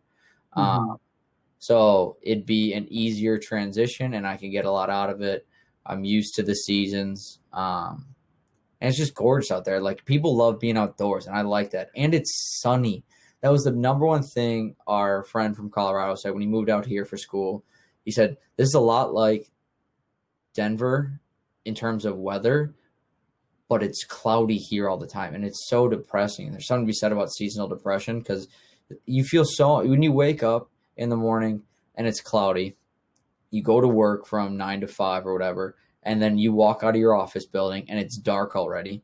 The whole day was cloudy. You're like, there's nothing external that's telling my body, like, dude, you should be really happy to be doing what you're doing right now. No, I agree. Plus, mix in, you look around and like the Midwest, and like it's just flat. There's not anything. I would love to just look out and be like, hey, there's a fucking mountain. Like, just some different scenery that brings me in. I also just like the city in general. Like, I liked it a lot. I've been there a couple times in the last couple of months. I've liked it a lot. Like, so that's where I've been leaning. And then Texas, obviously, I think because it's the entertainment's gonna start booming there, and the weather is warm. So I like the warm weather, and if I can suffer through the summer, and then kind of just let it. Not that it's gonna completely cool off in Texas. I know it doesn't, but suffer through the summer, and then you kind of have nice warm weather year round. That's super nice. It's just, I think is like, I've exhausted a lot of resources here. And the weather sucks. So I think just do something else. But yeah, I would say Denver's. I want to see you out in Denver. That if you get out there, that's going to be, I don't know, it's going to be tough not to have that temptation, or to have that temptation there and to not do anything about it. The ultimate goal is to do something like this well enough where I can tour with it, or I do some form of entertainment where I can basically pay my friends, be like, hey, let's go hang out for a year and travel and just do stuff like that. And it'll be fun. That's obviously a pipe dream, but better to have a dream than not. You got to have a pipe dream. I mean, I'm trying to do the same thing. Just do some sort of startup and get the hell out of Dodge, go live in Bali for a year. Wouldn't be too bad. Bali. Wow. Okay. I wouldn't have guessed that one. I don't know. I would love to get the text like, hey man, moving to Bali. See you. Never. You wouldn't expect that one? I thought you were being sarcastic. Like it was real original. I mean, it's definitely original. Bali is. Have you put a lot of thought into that? More so like I just think like Southeast Asia, like give me like a real different perspective, and like Bali is like Asia big time. Huh? I do see you in Asia big time. You look like the stereotypical white guy that's too into Asian culture. Oh yeah, I'd be like the guy that they're like it's kind of like all the Spanish people calling that white dude a gringo. It's the same thing. I'd be like the Southeast Asian gringo, really trying to get into it, and just like everyone, they might be into it. They might be kind of like, who the fuck is this dude? Like just a weirdoa. But I'd go home. I'm just kidding. Oh, no, I can see you definitely doing something in Asia for a while. I don't see you staying there that long. I think you'll always come back. I think a year is even long. I think maybe 3 months would be cool. It could be a while before anyone can even leave and go do that. Nah, again, it's all pipe dream we're talking about anyway. Yeah, you want to do startup out there? No, not out there. I want to make one and then sell it and be like, well, I'm done with my project right now. Let's go celebrate and relax before I start my next one. That's what I hope. If you make a tech startup or any an app or whatever, it just would be the most ironic thing for me knowing dude, I know the guy that started the next Facebook, yet I watched him try and piece together a Hello World program in our fraternity room while watching comedy and drinking and knowing nothing about it. How you manage that would be even better than if I went from you to Brad Pitt. You went from to Facebook. I've already overcome a weird, I don't know why I stayed in this thing, from that start. I've had a couple of situations like that. It's pretty funny, but like Good for you. it would be great. I think it would be awesome if you can pull it off. Do you But have any ideas? humble beginnings, no matter fucking which way you look at it. Like Yeah. I can't believe looking back at like I can't believe I graduated in like computer engineering, computer science after that. You know, Dude, I can't believe I graduated BM. Do you know, fun fact, I do not know what I graduated with GPA wise. I just know they sent me my diploma. Like that's how I know I passed is I actually got the diploma. you didn't. You were like, I can't look. Were you like scared to look? I looked my first semester of college, my first year of college, I looked and I got a 3.1. And then I didn't get a 3.1 the second semester. And I was like, well, this looks like it's trending downwards. Let's not look at this. And I don't think I looked any other semester after that. You didn't even check. I just basically like every time it was time to register for new classes, I was like, all right, where do they think I'm at? And if I'm allowed to do these classes, I was like, all right, cool, I can do this class. You were just blindly like, yeah, let's do it. Blindly went through college. Yeah. My parents didn't know any passwords to check my grades. For all I know, I graduated with a 1.2. No, But you graduated. I didn't graduate with that. I know I'm probably near 3. I know you didn't either, but Jesus, dude. I have the diploma. I almost missed my graduation ceremony. That's ridiculous. Me just being hungover.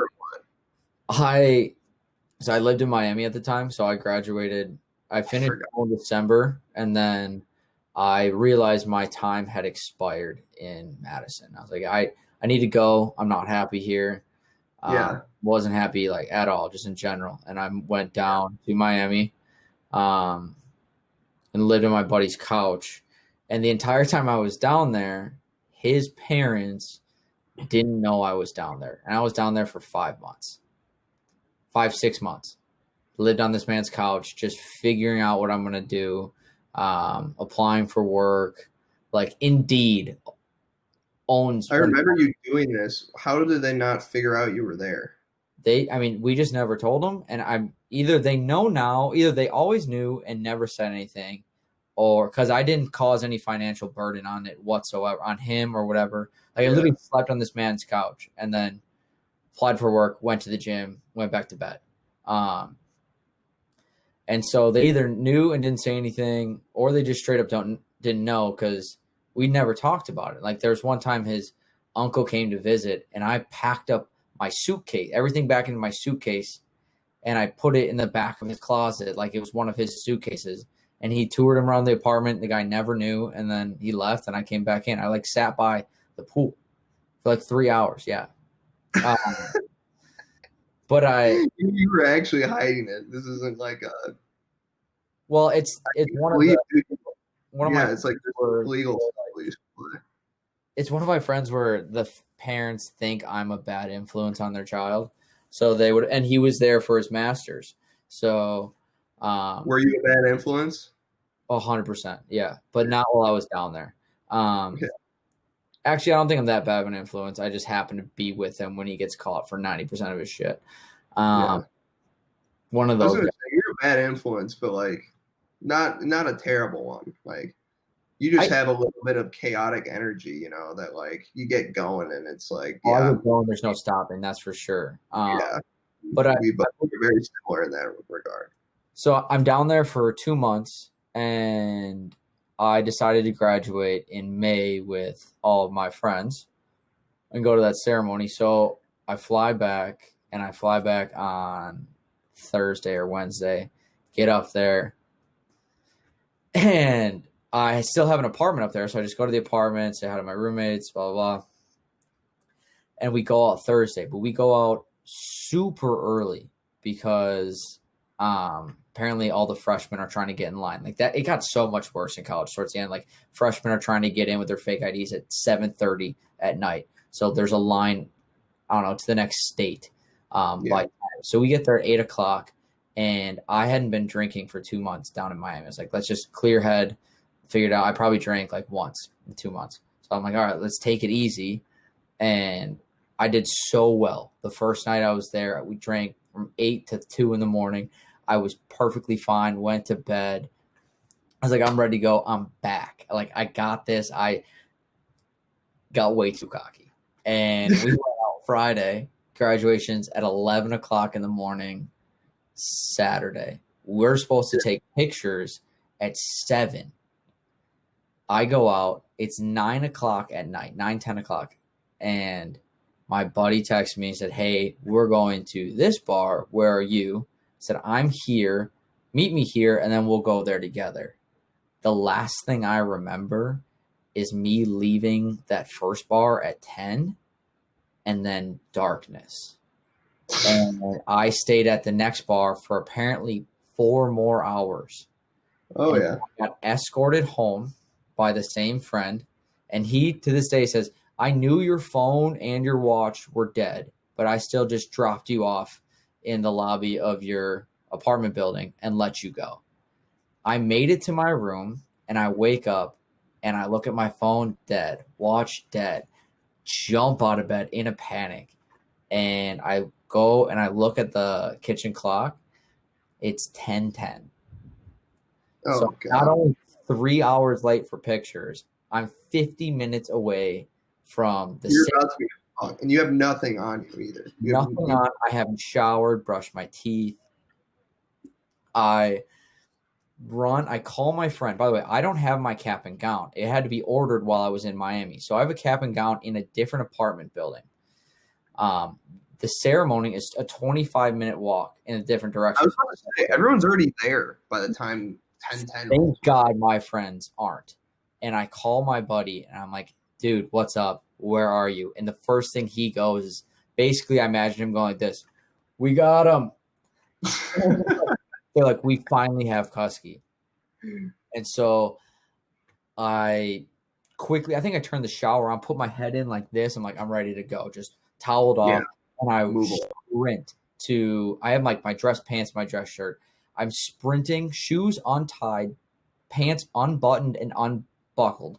And I'm trying to do all of it while I'm getting to the building. Get there. He throws me a cap and gown still in the bag, throw it on, and run. I'm like, all right, we're good. He goes, you got it. Calm down. I get in. I'm like, are we running there? He goes, no, we're stopping at a bar first. I'm like, okay, cool. Everyone's going to be late to this thing. I find out ceremony's actually at 12, but you have to be there at 11. So I'm not too worried about it because they expect drunk people. He goes, we're going to stop in the bar I happen to have worked at in college. And there's 15 of my friends are like, dude, welcome back to reality. And one of my best friends, basically, it was like out of a movie, slides me a Vegas bomb. And my other friend, and he goes, you good? I'm like, yeah. Throw it back. Graduation. I had like one other shot during graduation, probably the most like top 10 drunkest I've ever been during the day. Yeah, you probably got a hell of a shampoo effect for rocking. Huge shampoo effect. Yeah. Oh, Thank yeah. God, I brought 20 shooters for graduation. I was like, I'm going to split them between me and like my 3 or 4 other friends for graduation. Like, this is what you're supposed to do. You're supposed to be hammered. Thank God I left them in my dad's car when he dropped me off in Madison, because I would have been, I think I still would be them. Where did these go? Yeah. I would still be asleep in Camp Randall right now. Dude, I did not have the great graduation experience. Charlie like had a better graduation experience than I did. And he was like, he had already graduated. He was visiting me this time. And he literally like went to detox that night. Like, Jesus. He went to detox at my graduation. Like he was, he had 45 minutes that day where he was maybe the funniest that he's ever been in his life. Like if you could have recorded him, it would be, I don't know where the fuck it would be, but he could be doing podcasts too. Like, dude, that's the thing too, is when I started this, I'm like, I could have done this. I am so thankful with Braxton, who's doing it with me. He would fit in so well with you guys. But when I do it with him, like, you know who would be so good at doing this too? And I, like, in my head, I think like you and like probably majority of your apartment. I don't know who all lives there. And like so many of our other friends, I'm like, if you guys just paired up 2 by 2, like this could be so fun and so entertaining. And the amount of stories you get to tell. And it's just like, I have friends that will text me while they listen. Like, I feel like I'm hanging out with you guys and we're back doing it again. And like, this is funny as hell. And It's fun, and you guys would be good at it too. Oh, I would love to do it. We've talked about like skit shit recently, which I think would be fun. It's just like all of our shit that we do, like you do it, we do it. Like when we talk, like you get into weird things, like weird jokes, like weird hypotheticals, and you go down a rabbit hole, and you're just like, this is like how people turn. You know, this is like how Always Sunny was made. It's like they made like a stupid little skit about that. About Charlie having cancer and like Dennis being inconvenienced by the fact that he has cancer when he's, hey, I need the fucking sugar. Like, I get you have cancer, but we're not talking about it right now. Like, that little bit is just like something that they were like joking about, you know? And like, that's how all this happens. Like, turn into something huge. And I think that's where like, when I like described my other podcasts, like it's every friend group saying we should start a podcast. Like, everyone who's done that has that little thought in the back of their head, like, this could be the next funniest thing. 90% of it is terrible. You'll never know if you kind of just give it a shot. And if, like I said, it turns out into nothing, it's one of those things where I'm just hanging out and I'm still doing it. Just other people are listening to me riff about stupid shit, weird skits. Like, it's fun. Well, dude, the one thing about, I think you're going to be good about refining it. That's part of it, obviously. Yeah. You learn quickly. I write down probably 20 ideas to talk about for an episode. And then when you start talking, you think like, this has to be natural. You can't force things. And then you think back like, oh, half this stuff is actually stupid that we think about. But that's like probably the hardest thing is like keeping it natural and not just trying to like, oh, I really want to tell the story and just fitting it in where it doesn't fit. And then it could have been a great story or a great skit, but it just didn't work or didn't have the same punchline or effect because he threw it in where it shouldn't be. Yeah, and I mean, I've already done that on this episode. Like, I had like I had like an egging one that I was like thinking about specifically that like just didn't fit into our conversation. You know exactly what I'm talking about. Yeah, but I mean, it felt natural to me.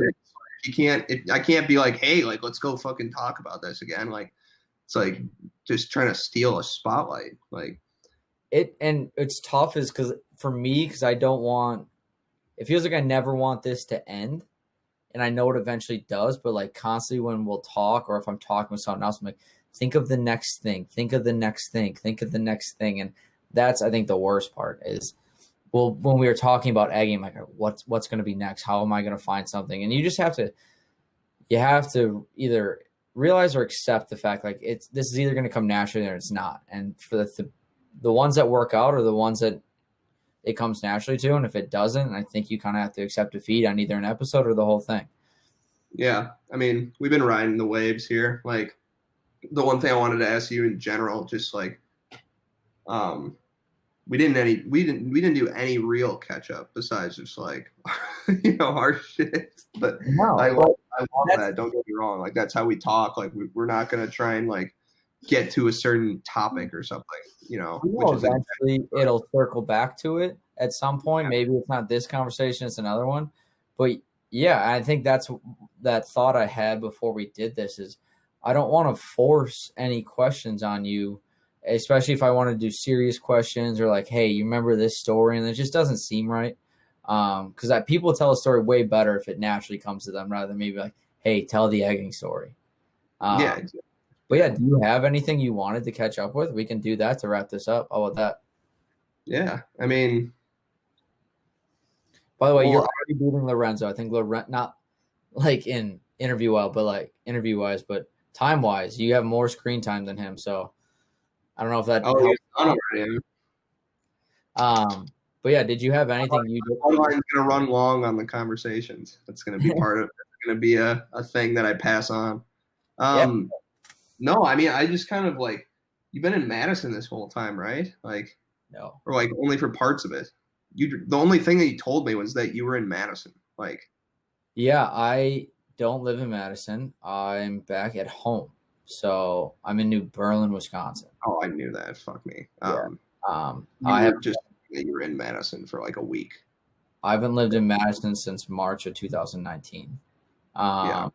Did Miami for a while, then been here for just over a year. Didn't think I'd be here this long. When I came back here, I remember being like, I'm here for a month and I'm out again. And then I was about to leave in March to go to Denver. I had something lined up, and then COVID kind of just kicked me in the ass, and it's been kind of tough finding something.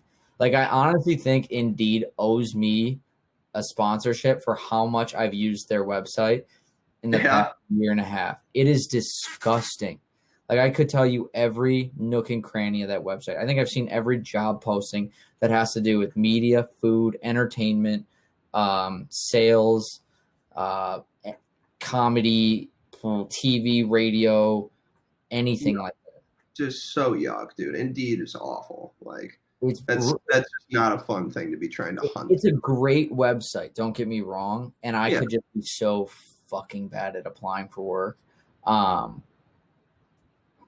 it's the amount I used it was disgusting. It's like I had dreams of the website. I'd wake up, I'd do my little exercise on the bike, and then write on Indeed. Dude, no, you gotta get. I've been having weird dreams, by the way. That's something we won't get into fully. I mean, been having like weird dreams about like being in a dragon's asshole, like climbing out like a cave. Like I don't know. Again, we won't go into it too far. It's just not really something I'm ready to talk about on camera. That might be something you need to talk to your therapist about, because I don't know where the hell that came from. I'm telling you, dude. I also had a dream I killed Charlie. I literally killed him, and then like grieved for like 2 hours. Like, I've had dreams I killed my friends, and even more fucked up, not grieving. Just be like, that had to be. Why are you killing your friends in your dreams? What are you doing? Which friends are you killing? Are you killing me in your dreams? You just did it. Yeah, but mine was like an accidental killing, and I felt terrible about it. You're like killing.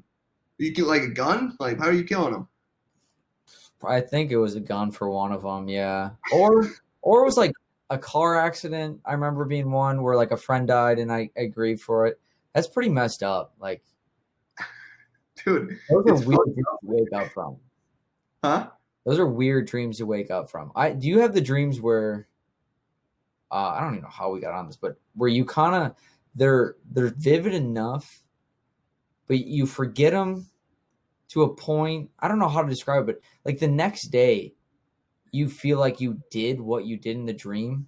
Like, did I do that 2 days ago kind of thing? Yes. Those are the ones that mess me up the most. Those really fuck me up. I remember like maybe like 8 months ago, I had like this girl in high school that I was like crazy about. And like, it was like a rom-com, like me and this girl, like go the whole thing. Like I like finally make a move. It like works. Like I'm like make out, like whatever. And then like I wake up, but like the way I woke up, I think was because I went to bed in the dream. And so for like 2 days, I was kind of like just feeling good and like was just like, I did it. Like I did my big thing. And then like, I was like, that was all a fucking dream. That never happened. I didn't go kiss my high school crush. Like, dude, that never happened. Those are the worst. And I've had these recently as well, where it's like either an ex or someone you had a crush on, you have a dream about them and it's going so well. Like you're genuinely happy in the dream and you wake up and you're kind of happy. And then you fully wake up and you're like, fuck. Like it was like, I was fine before this, but now it's like suppressed memories are coming back in real time. You're like, this is the worst. Like dreams about people you care about the past aren't fun, but when they're good and you can't do anything about it, you're like, this is even worse. I'd rather it have been bad. I don't know, dude. I like to like, I don't want to, if I don't fall for it, that's where I get fucked up. Like this one I fell for. There are others where it's I agree. Like a dream and like it's fun. I also have I used to have like a recurring nightmare that was fucked up too. Like that one was. I had really weird I had one recurring one when I was younger and it made no sense to me. It was literally just lines going back and forth slowly. And then I was comfortable with that. And then it just got really fast and really like narrow vision. And I'd wake up in a panic. It made no sense to me. That sounds terrible. Mine was not. That's like way too meta for me. Like I don't even know what to do with that. That's like you're on an acid trip. Mine was like, mine was, I'm usually in the middle of an ocean on a boat, but it's a dream that the same action happens, and it's always in some like secluded area where I cannot escape. And it's somebody chasing me throughout this boat with a knife, trying to kill me. And I can't go anywhere. I'm in the middle of the open ocean, and I just hide and run. And it's a mixture of me hiding and running for like what seems to be like 8 hours, and then I wake up, and I'm just like still awful.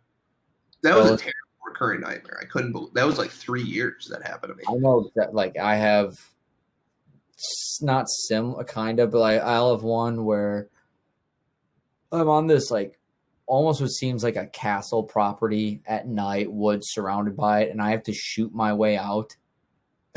And like, people just keep coming at me. And I'm like, I don't know. I have to sneak around. I'm trying to get something from the house. It's like the most aggressive game of capture the flag, and I can never solve it. Thing to shoot your way out of a castle, like you're not going to go medieval with like a sword, you know? Like I don't know. I think I'm in a Call of Duty episode or something, like an abandoned Hogwarts castle, and someone dropped.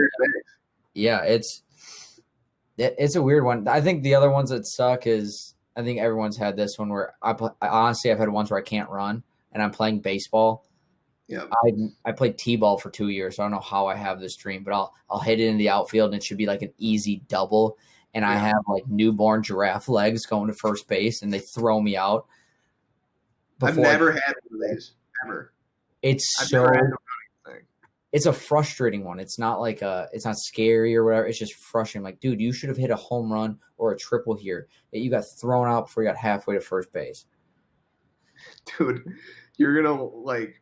I don't know. I want to hear what your take on this one, because so Chuck has a ton of dreams, like, and I have weird dreams. He has weird dreams too. I might describe my dragon's asshole one now that we're getting into it. But Charlie, have you ever heard of this? Charlie consistently has dreams where somebody is breaking all of his fingers and toes. No, I've heard of it, but I've never had it. You think there's meaning behind it? The meaning behind it? That's the fucking thing about that. Like, what the fuck could that mean? I feel like an easy meaning for me, like I'm like, hey, you're really insignificant, or you're not as like talented as you thought you were, and that's like my running to first base thing. But like the only thing I can compare the breaking the fingers to is like a form of punishment, because didn't like mafia members used to break fingers or something like that, and just like that general concept of, hey, you didn't do this for us, or like this punishment fits your crime. So I don't know if maybe crossing somebody perhaps, maybe it's like he feels guilty because he's done something to one of his friends or family member. I don't know. He's for sure fucking my sister. That's what it is. Fucking my sister, and he's not telling me about it, and I'm sick of it. I knew he was doing it. I knew the whole fucking guy. Then he's a hands. Maybe he's got a foot fetish too. If his toes are getting broken. He definitely has a foot fetish. I have no doubt about that. He's all about sucking toes. Dude, how do you get a foot fetish? I think feet are the most disgusting thing on the human body. And I would love to hear how you get a foot fetish. I don't think you like just get one. Like I don't think you can develop a foot fetish. Like, do you think I think you're born with a foot fetish? It's not a choice. No, I don't think it's a choice. I think that you shouldn't discriminate against foot fetishes. That's my thought. I'm gonna discriminate against it. I think it's the weirdest fetish out there.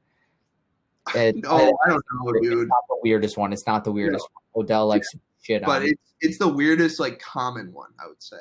Like, if I go on Pornhub and all of a sudden I scroll into a video and I'm, like, getting in there and, like, he starts sucking her toes or she starts sucking his, like, I'm like, get me the fuck out of here. Like, is this going to be a staple of this video? Like, it's not going to work for me. It's not good. I've never had positive reinforcement with toes during like a sexual act or whatever one it is in psych terms. But there was a rumor in our high school that this kid would toe his step-aunt. Like, stop talking. He would what? Toe?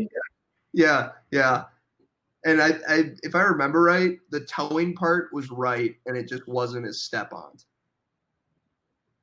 I don't. I mean, yeah, the step on was fucked up, but you can tell you're from Minnesota and I'm from Wisconsin, aunt and aunt. Step-on, yeah. The towing, yeah. Forget the step in for a second. The towing, that can't feel good for anyone. I mean, it's like going that deep, unless you got one of the. It's just like unless you have long toes, that's something that we're not considering. And I feel like you can only use your big toe because that's the only digit you can kind of move around and get some separation from. Like, I don't know about that. I don't know. Let's think about this. You gotta like, don't mind me. Just take off my sock quick. Like look at your toes. Like if I try and separate my middle toe, I'm not getting enough separation from the other two where I can be like, you know what, this was the only one that's going in. Yeah, but what if you do like think about this. Like, all right, equate it to your hand. Like you're not gonna use your thumb. Use these two or these two, right? Yeah, you can separate these. You're right about that, but let's go through a theory. Thumbnail with this. Something like these two. Yeah, okay, but separate that without your hands. Yeah. But you could go like at an angle. No, that can't feel good either. Yeah, you got to go big toe. He's not towing. He's footing this person. He is full. Yeah, I mean, at that point, that's not feeling good. God, can I kick you down there real quick? You're probably gonna want to take this off of your podcast. We're getting into towing. Oh, this is gold. Oh, okay. Yeah, towing isn't gonna work for me. You know, you need to know what does work. Don't worry. Yeah, we don't need to go into that. I mean, no, I'm surprised we went from computer programming to your buddy towing his step aunt. Well, we're in the real meat of it now. We just needed a little warm up. That was a Jesus. We're real thick then. No, I didn't even tell you the dragon's asshole one. Yeah, do that one. I'm actually. I mean, I'm overhyping it. It's just like it's maybe the weirdest dream I've had. I'm like in a cave, and this was beginning of quarantine. I've been watching TikTok like crazy. I'm at the point where I've had to delete TikTok. I won't even I can't have it in my life. I still have never downloaded it. Well, that's good because that's the way you should be. It's like a cancer for me. Like I get it. I told Lorenzo this. I have Instagram. I basically have TikTok. I just go to the Explore page. I was about to say you get roped. It's just Emilio sisters all over my Explore page. You click on one video and like, oh, you like this? Here's the rest of it for the rest of your life. Yeah. It's a terrible thing. And I remember, dude, the TikTok discover whatever is even more I don't know, that algorithm is absurd. And I remember I had this one girl that I thought was just crazy hot. And I go into a dream and it's me and this girl and we're trapped in a cave. Everyone's freaking out. No one knows where to go. And there's this little baby dinosaur that's or maybe it was a Komodo dragon. It's a baby. No, that's not where I'm coming out of. The little little baby dragon / Komodo dragon, can't remember which one, is starting to walk towards the end of this cave that's going in and narrowing down like this. Okay. Oh my God. And I am I'm gonna follow that dragon. And I'm telling this to that I think her name's Aubrey on TikTok or whatever. And she goes, all right. And she just hops on me, fucking, and we just walk out in she's like this the whole time. And I'm I start crab walking out of the place with her on top of me. And I crab walk all the way out. I fell until it's me, literally just sliding through. I come out and I look above and it's a dragon and I just popped out of its asshole, like a big papa dragon or mama dragon, probably because she was giving You birth. ever went in a cave, you were always in the asshole. Yeah, and those other fuckers didn't get out. I got out because I got my TikTok dream girl on my dong, and then Crab walked out. Okay, two Now, things. what do you think the meaning behind that is? That was one of the things. Like, I would like to know the meaning behind that. I think I might know a fetish of yours now.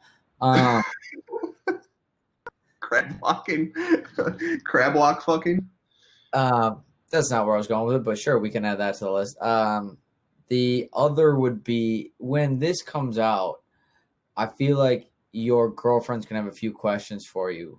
One, sexually, Yeah. two, who's Aubrey? Yeah, I mean, it's a TikTok person.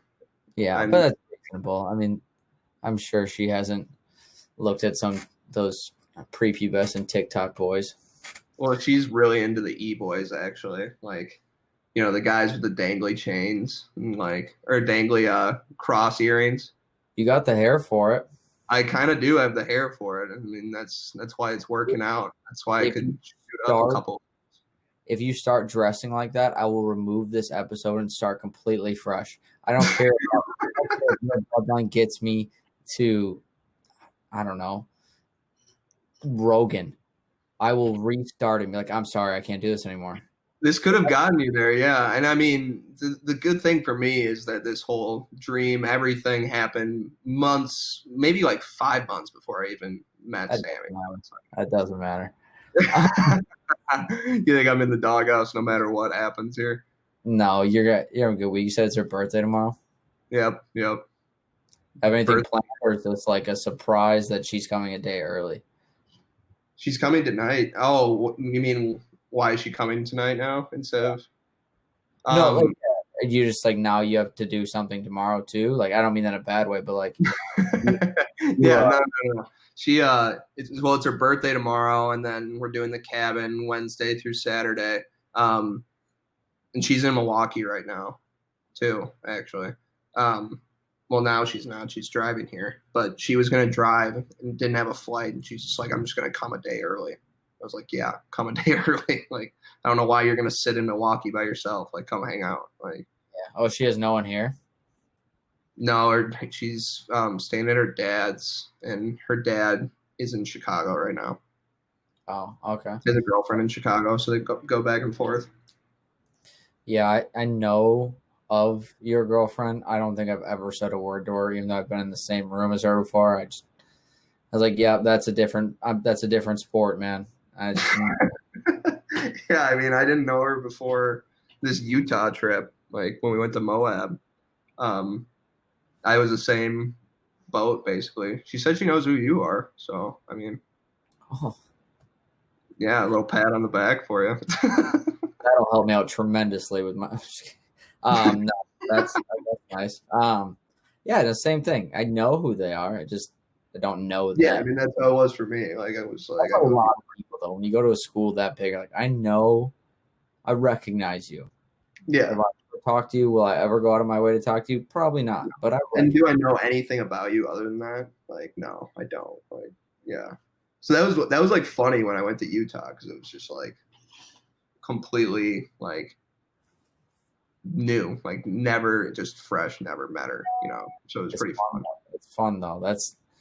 I think that's what a lot of people need. I think a lot of people would be a lot healthier if they got out of that same circle they've been in. Like, stop dating your friends. Yeah, I mean, that circle is an interesting one. It's like all Denver, like, yeah, date your friends' friends, like you're doing. Yeah, mix it up. But the people who stay in their friend group circle and it's like, oh, I've dated you, that usually doesn't end well. Oh God, no. I mean, it's a nightmare. I mean, I was glad. The weird thing, of course, is that it's like, that whole group is from Denver. Like, they're all from Denver. They're from Denver. She's in Chicago. You met in Utah, and you live in Minnesota. None of that adds up. No. But that's what makes it, I don't know, interesting, worth it, and like I've said a million times, fun.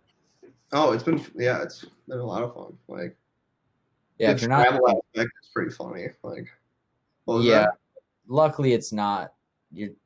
It's Minneapolis to Chicago, so it's what, an hour and a half, 2 hour flight. Not even, dude. It's like an Not hour. even. Yeah, so it's not like you're going from Florida to Minneapolis or even to Denver every time. No, I mean you get a little burnt out for sure, but like um that's partially because like that's more of a virtue of like what you're doing. Like it's just like if I went there and like wasn't like drinking the whole weekend, because like that's more of a virtue of like what you're doing. Like it's just like if I went there and like wasn't like drinking the whole weekend, like maybe I'd be a little bit better on that. Like um but that's how you get burnt out, just traveling a ton. Is something happening with this? It said archiving off in the bottom left. No clue what that means because it's only the second time or third time I've used this, but everything's still uploading, so we're good. Yeah, I think it's good. I would be real upset though. I got nervous. I hit when I ended this with Lorenzo last week. There's two buttons to end this, and I guessed. I was like, this is either not going to be recorded at the end of it, Yeah. Or it just didn't work out. But I think it uploads it while we're doing this, which is really nice. Okay, that's good. I was a little worried about that. Just what we could have done too. We could have done a live call-in. I could literally send this link to anyone. Be like, hey, you want to join? That would be pretty funny to get a live caller. But like you got to do that with somebody that would really fuck with people. Like I don't know who you would bring in for me that's gonna fuck with me. Like that's a tough. No, go. I don't think it'd be anyone to fuck with you. Or it'd be cool, like if eventually this goes down the line, like, hey, I think you'd like this person too. They should hop in. Or let's say, have someone like you said that's interesting. You're like, I want to hear your side of the story of this argument you have with this person. Yeah. Let me bring it in if you're into it. Yeah. No, I think that would be a really good play. I think that I don't know who you do it with though, because that's. I mean, you could just have it be back and forth. Like it could just be two buddies, honestly. But I think that keep that idea of fucking with somebody in your back pocket if you want to get into like a TMZ kind of vibe. I think that could work. All right, here, let me ask you this. Your thought on this idea. Now, this isn't my idea. This was I forgot whose idea it was. Oh, it's our buddy's girlfriend in Denver. So her idea is this will work virtually, and if I move, I can do my other podcast virtually through this. But she said, how fun would it be for me and the other guy to find an ex-girlfriend or an ex-hookup? Yep. And bring them on this, but have their screen blacked out, and I can change their voice and give them a rating on their past performance. Oh, wow. Listen to their reaction, even guess who they think it is. Holy shit. How uncomfortable but funny would that be? All right, so here's what I'm thinking about. You got to think about two things. Fucking squeaky chair. Yeah. One, are they going to be able to shut their like? Yeah, I don't know how you do it, but you got to make sure that there's no like real animosity. That could be fun actually if there is animosity. I might go back on that. I feel like they can't know, and I don't think any, in our case, girls are going to want to just be showcasing their face, being like, I hooked up with one of these two idiots. Yeah. Wait. So I think you're going to have to be anonymous. You're going to have two people? No, it'd be like me and you, and then we bring in like a third. Yeah, I'd be like, hey, special guest. I wouldn't say their name. I'd be like, hey, they're here to give you a rating on your one of your past sexual performances. And I might be kind of butchering how she wanted me to do this, but the general concept is, hey, have someone from their past come in, rate their performance on a scale of 1 to 10, or give them like an A, B, C, or D, and like an explanation why. Oh, dude! All right, I get it now. Okay. So not, it doesn't have to be, it's not like an X necessarily. It's like literally just like a sec. It's like how good are you in bed is the question, really. Like, yeah, that's the rating. Okay. I've said multiple times, especially in college, Michael's micro penis. And to just hear, like, either get some validation that I'm not lying, or just be like, hey, seriously, what the fuck is up with this kid? Yeah. And then, like, okay, maybe not, but still a D on the performance scale. Ouch. Just how embarrassed, like, hey, he did this, this, and this. This is why I did this, blah, blah, blah. And just that's when I would need a camera or be on this, obviously, and just watch one of us just be defeated. Just like, oh, my God, this is brutal. Or your ego go through the roof. Dude, I think I like this a lot. I think the piece that I was confused about is that it's always between, like, it's someone that me and you, like, it could be either of us, and we're both waiting to hear that detail that we're like, oh shit, that's me. Like, the only like, it would be hard to make it where neither one of us knew, because I don't know, unless I had like some producer that knew, which I'm not going to have for a very long time, if at all or ever. One of us, or like me and the other podcast, one of those us is going to have to find that guest. That is really hard. It's just going to be like, hey, this week we're going to hear Cuske's performance grade. Yeah. Rather than Wilson's. Oh, dude. First of all, it's a really fucking good idea. The reason I'm like pausing is not because of anything about the idea. It's I want to figure out how to make it happen. Because, like, you imagine just like the defeated piece is awesome. It is ultimately going to be hilarious. First of all, how are you going to convince somebody to come on the show? And like, it's just going to be your own risk that you're taking is going to make it hilarious. First of all, like, well, it could be me. They could roast me right now. They could say my, like, say I have a little baby dick or like a tuna can dick, you know, like.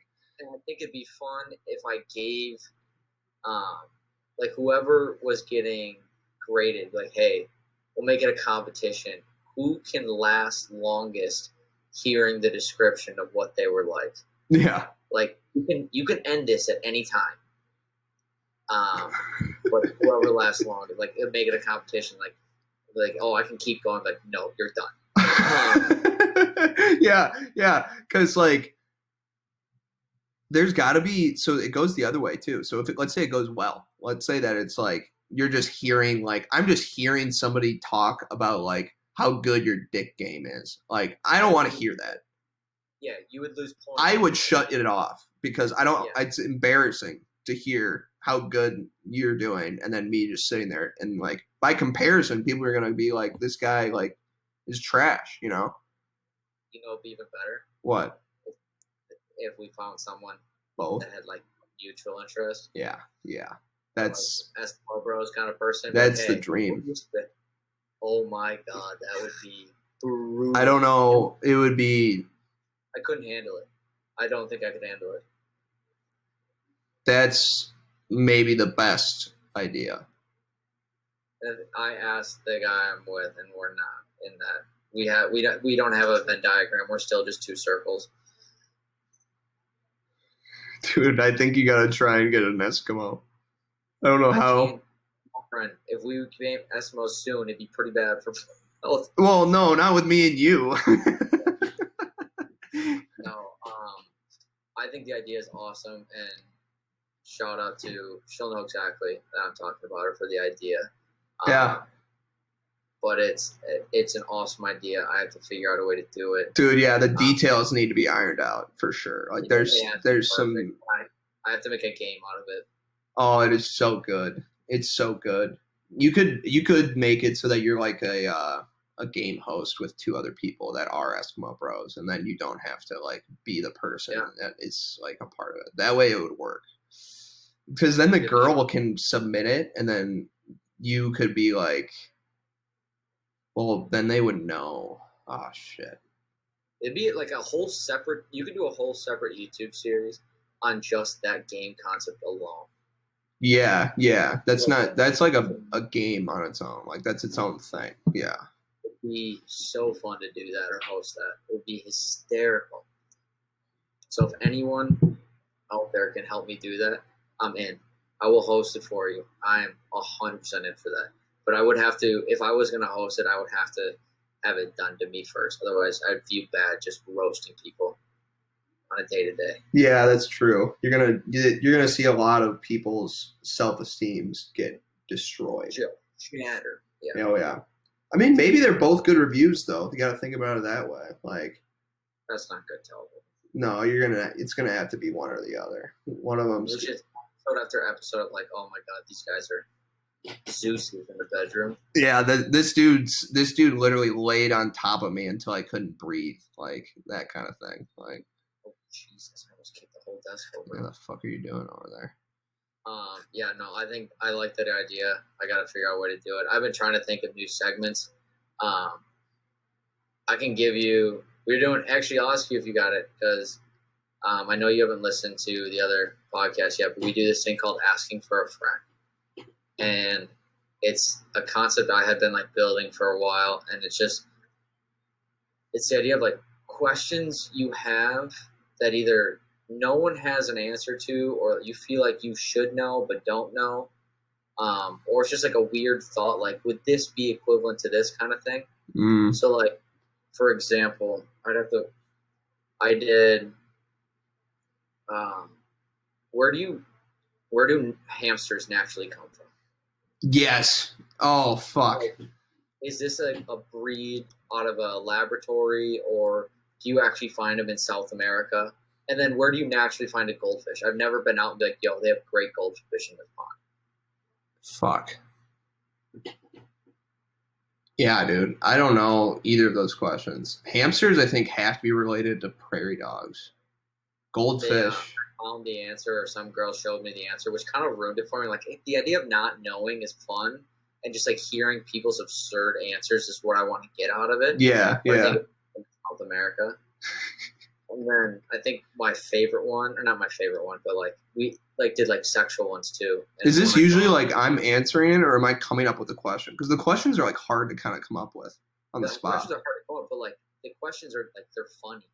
Like what? Yeah. The hell? The answer. The answers you get are funny, or just hearing someone like my partner on the other one laugh. Like, how the hell did you think of that? Like, what goes through your head on a weekly basis?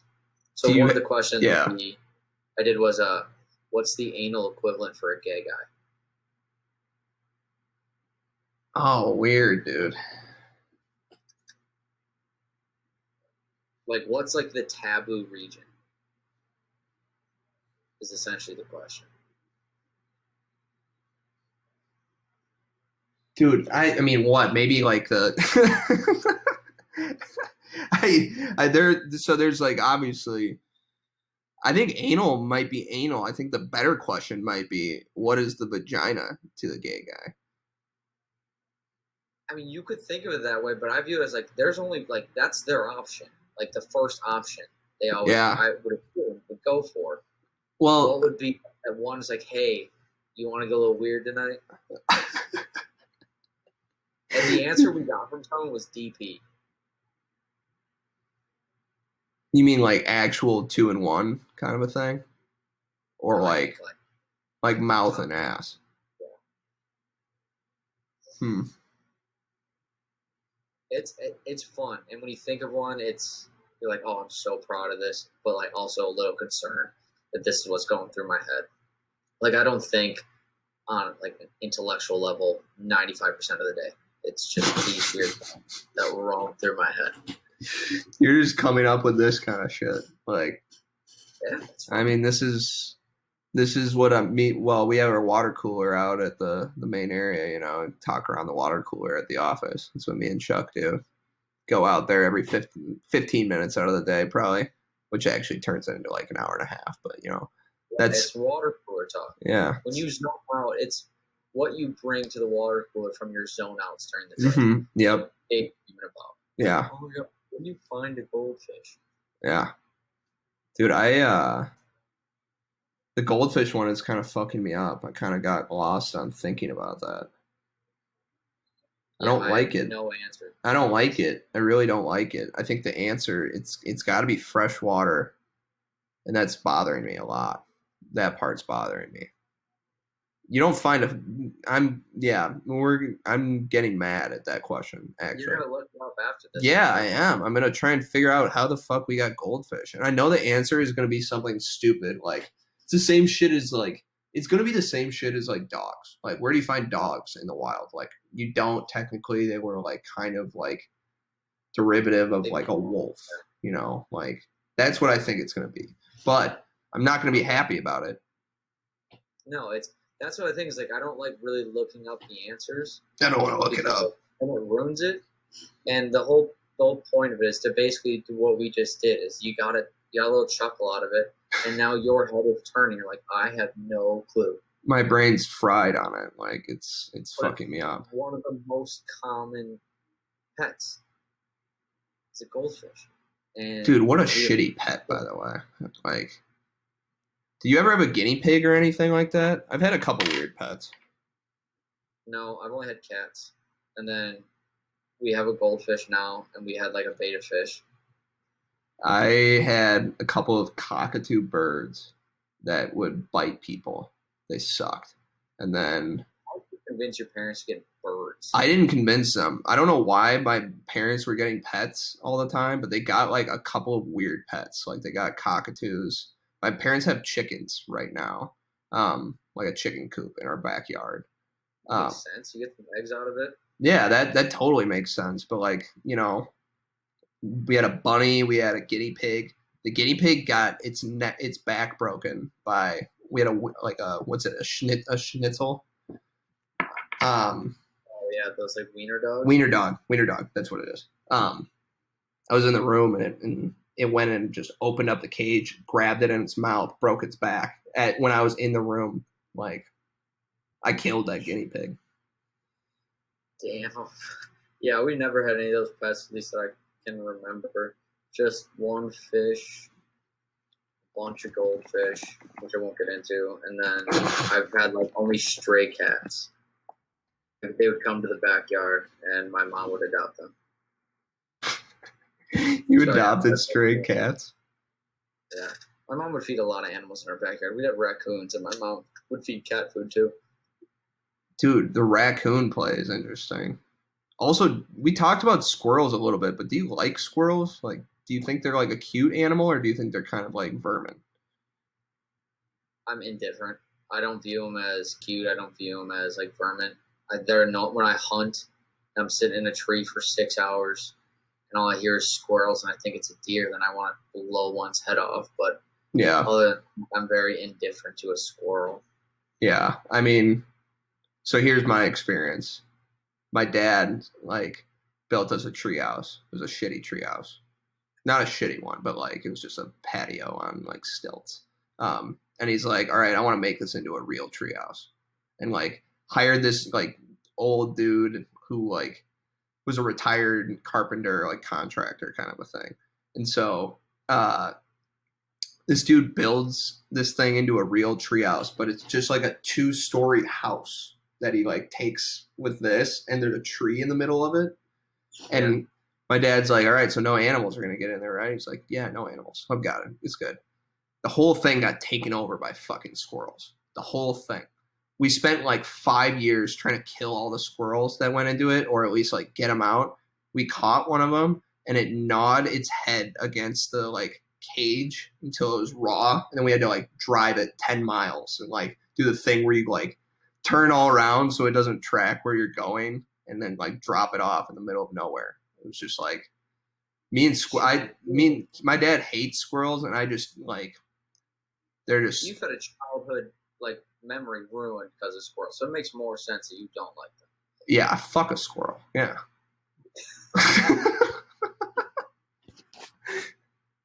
Like if I had, I would be pissed if I were in your apartment and those squirrels are running around on my roof.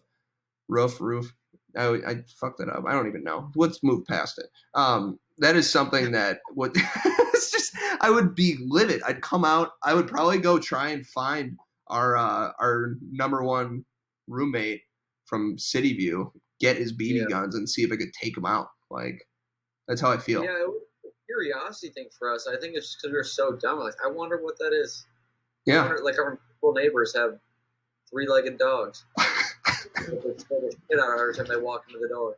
The 3-legged dog thing is ridiculous. Like, it was. I didn't even really bring that up. How are you getting a 3-legged dog out of that? Like, was it like limping? Like that's the kind of animal that if you scared it, it would like skimper around and then you hear a big thud or something because it slipped. So it's the agility piece that you're bringing in the 3 legs. Yeah, it's not my best analogy, but it works. I think I get it. I think I do get it. The thing I didn't get about it was like the noise doesn't make a difference. But if you're like trying to get away from something, 3-legged dog. Yeah. Or like they're super excited that Jimmy from apartment 3B is home. Yeah. They'd scurry across like the kitchen floor and then maybe it's slippery, so then you hear and then it gets back up. And then walks normally so we don't hear it. Poor Rufus. That poor little fucker. Yeah. Yeah, again, that was definitely our sitcom moment. But that's all I had. Yeah. That place was still a shithole. A lot of fun. A lot of fun. What time does your lady get in? Because I probably should let you go here soon. I got time, but I mean, we have been. What are we on? 2.5. 2:20. Yeah. Yeah, you are a full hour over. Like Lorenzo and I did like an hour, I think, hour 15 maybe. I feel like we kind of got on a roll right around the hour mark. You know, like. Oh yeah, we definitely did. And honestly, we could probably do this for another 3 hours, but I also have to like take into consideration how much people are going to actually watch. No, yeah, I agree with that. I thought you might edit shit together. I didn't know how long this was going to go. You know, there's nothing for me to edit. I stopped doing that with the other podcast too. Is I kind of just I'll listen to the beginning and the ending. So because I started ours just like randomly, and then if it seems really weird, like in the middle of a sentence and you don't get it, then I'll just cut it out. And the end, if we just start mumbling on, after, say like we sign off, then I'll edit that out. But other than that, it's just I like keeping it natural. This is supposed to be a conversation. Can I have a conversation with whoever you guys give me? And if it ends up being natural, then we'll have 2 hours and 20 minutes or however long this ends up going with good stories or something interesting. Like if I'm genuinely interested in what we're talking about, it's probably going to go for a while. If I'm not too hit in the head with it, or there's just not a ton to talk about, or they have a time limit, it'll be shorter. Yeah. I mean, 2:20 is probably good. We can probably end it. Yeah, I gotta eat too. I was about to say, I'm getting hungry. I've had to pee for the last hour. Oh really? Oh yeah. But I've been caught up in the conversation. Like I've honestly, it's been like on and off. That I've been like, I gotta pee. Damn. I made sure to pee right before it. Like I had to pee during the last one with Lorenzo. But yeah, I wonder if I can pause this. I'll have to learn more about this. We can stop it here. I'm sure we will probably catch up later this week now that we've done this, and I'll talk to you more about who you're going to get. Yeah. Do you think you know what you're going to do? Fuck no. No. I have a couple ideas. I got ideas. And your final prediction is by the end of, let's say, 2 months, your bloodline's going to be stronger than? Yes, absolutely. I believe that I will set the dominoes to be falling much further along than Lorenzo. All right, Lorenzo, we're calling you out. Let's see. I don't know. He's going to be real tough. I mean, that man has a personality and a half. Yeah, he does. And actions now. And he's kind of cute. Yeah. He's got a little fame to him. I know. You kind of put me up in a hard spot, but, you know, I'm not the type to give up. Hey, did you hear the text from my computer? Yeah. I need to turn that off. Yeah, you did. I just got called out by a group of people who I talked about on the other podcast. Said if you talk about us one more time and do not get it fully right, we are not. I didn't get to read the rest of it, but I'm sure it's not nice. There's a bunch of people who they're lovely ladies, and I am good friends with them, but they think the Earth is flat. and I'm pretty sure they don't believe in gravity. So, is this real? You have some flat earthers among you? I do here. I can look this up. Let's see. What does it say? Oh, She literally threatened to end it all. oh no! You do not know a flat earther. I know 2 of them. Are you fucking serious? Yeah, I met them this summer. They're gonna kill me knowing they watch this and I talk about it twice. Yeah, I maybe butchered some of it, their story, but I think the general premise is, hey, they think the Earth could be flat, and it has something to do with lack of knowledge. Then we have to believe NASA, and that like what is gravity? Dude, it's a lot of mumbo jumbo. I could go off right now. I want to. I want to really bad. You got to give me a little. What's your first thought? All right. First of all, there's literally a fucking Netflix show that is all about the flat Earth people, and it is literally disproving their own. Flat earthers, listen up to the. If you're gonna speak some truths or have some suggestions, I hope they listen. There are a couple of things. If you look at the curvature of the Earth, which is one of their fucking arguments, they have done experiments on it. Flat Earthers have, where they disprove their own theory. It's supposed to be that there's like the curvature of the Earth looking against the horizon, and that if it were flat, you wouldn't be able to see it go down. Or I think it's like you can see the meniscus of the curve or something like that. There's literally a show that's disproving it. It's every single person going and like spreading it. They get in fights about it. Like the show alone is hilarious. Like I'm sure it's dramatized a little bit, so like that's a good thing for them. But like I don't know, like you really gonna tell me that you don't believe in NASA? Like how about just the general concept of like, hey, like I don't know, I can fly from California to Japan without like I don't know, bending space and time and like going around this flat Earth. Like, just what's the theory? Like, how would we move around the sun? How would anything work? Like, do they think that like the sun is not the center of our solar system? Like, do they think that Galileo like was right? Is Galileo the one who was saying the sun is the center, or that the Earth was? I have no idea. I don't know enough about that. I think I'm going to have them, because I record Tending a Lisp on Wednesday this week. I think I'm going to have them not come in, because they will just dominate an hour and a half of just screaming at us. Also, Galileo was the person who right? he convinced everyone. Copernicus was the first person to say that the sun was the center of the solar system, and he proved it. Galileo proved it. But yeah, I don't know if we would have a very productive conversation if we talked. Like, no, I think I'm just gonna have them either record a little video of what they actually meant to say, and if we did butcher some of their explanations, I'll own up to it. Maybe it's not as funny. Then I'll just be like, you know what, we were right with what we said. Or you just twist their words, like fake news the hell out of it. Yeah. And I'll see if we get some more explanation on it. But I think somewhere in there they didn't believe in gravity, or they're like, what is it? They didn't exactly understand it, or like we don't have all the information. I don't blame them on that, because that's totally true. Like the Higgs boson theory just came out like 5 years ago, maybe less or more. I mean, yeah, I don't think they came up with the Higgs boson thing at all during this drunken conversation. Yeah, they weren't talking about energy fields. Yeah, and none of us know dick about any of that. All we know is what we know and what we can Google in the next 20 minutes during this conversation. But yeah, she's just starting to end apparently all my dreams. So what is she gonna do? How is she gonna end your podcast? Even how could she pull that? I don't know. Negative publicity, but I don't have any good publicity. I was gonna say you need like honestly, negative publicity would be good publicity right now. Get a little stir. I've been so lazy about promoting the other thing, and I can tell when I do promote it, it does so much better than when the last 2 weeks. You should start a fight with the flat Earth community. Be like a rough and rowdy kind of thing.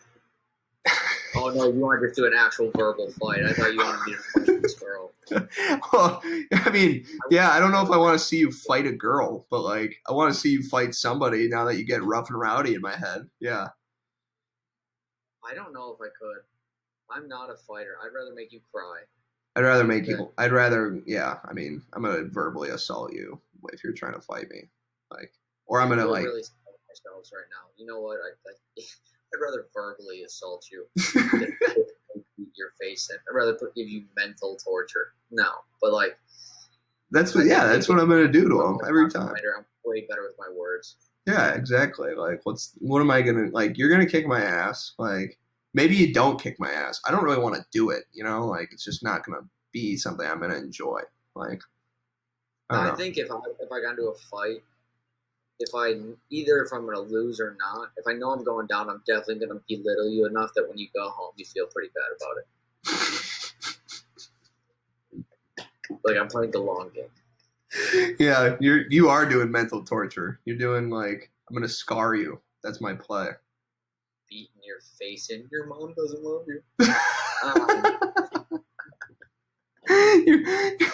Your dad likes your sister better than you. You're adopted.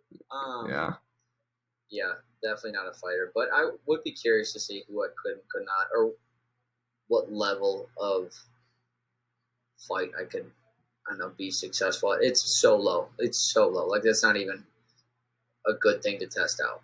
I think I don't know. I think I could be pretty good. I think I have some chaotic energy in me. I'm thinking like complete entertainment value for everyone outside of our friend group. It would be useless. It'd be like watching a street fight video on Facebook or something like that, or YouTube. Oh yeah, it's not something anybody else should watch. You know, I wouldn't want them to see me do it. Yeah, I don't think it'd be pretty. No, not at all. All right, I say we're gonna end it here. I have to eat. Thank you again for doing this. This is huge. Yeah, you are the first. Along with Lorenzo, you guys have. I'm gonna give you guys each a week from Wednesday or Friday to have someone new. Give me Friday, just because I'm gonna be. Yeah, you're busy. I know. And I'll probably release these on Friday or Sunday, depending on how quickly I can get stuff together, especially with the new job. Thank you guys for doing this. It was a lot of fun. Yeah. We'll catch up again later this week. Yeah. That's basically it. I look forward to see whoever you find. I know, dude. This has been really fun. Just good to fucking talk to you. You know. Yeah. I'm gonna see. We're gonna end it here. It's either gonna stop ending, and we're still gonna be on, or I don't know, but we'll see. All right. So if not, adios and thank you.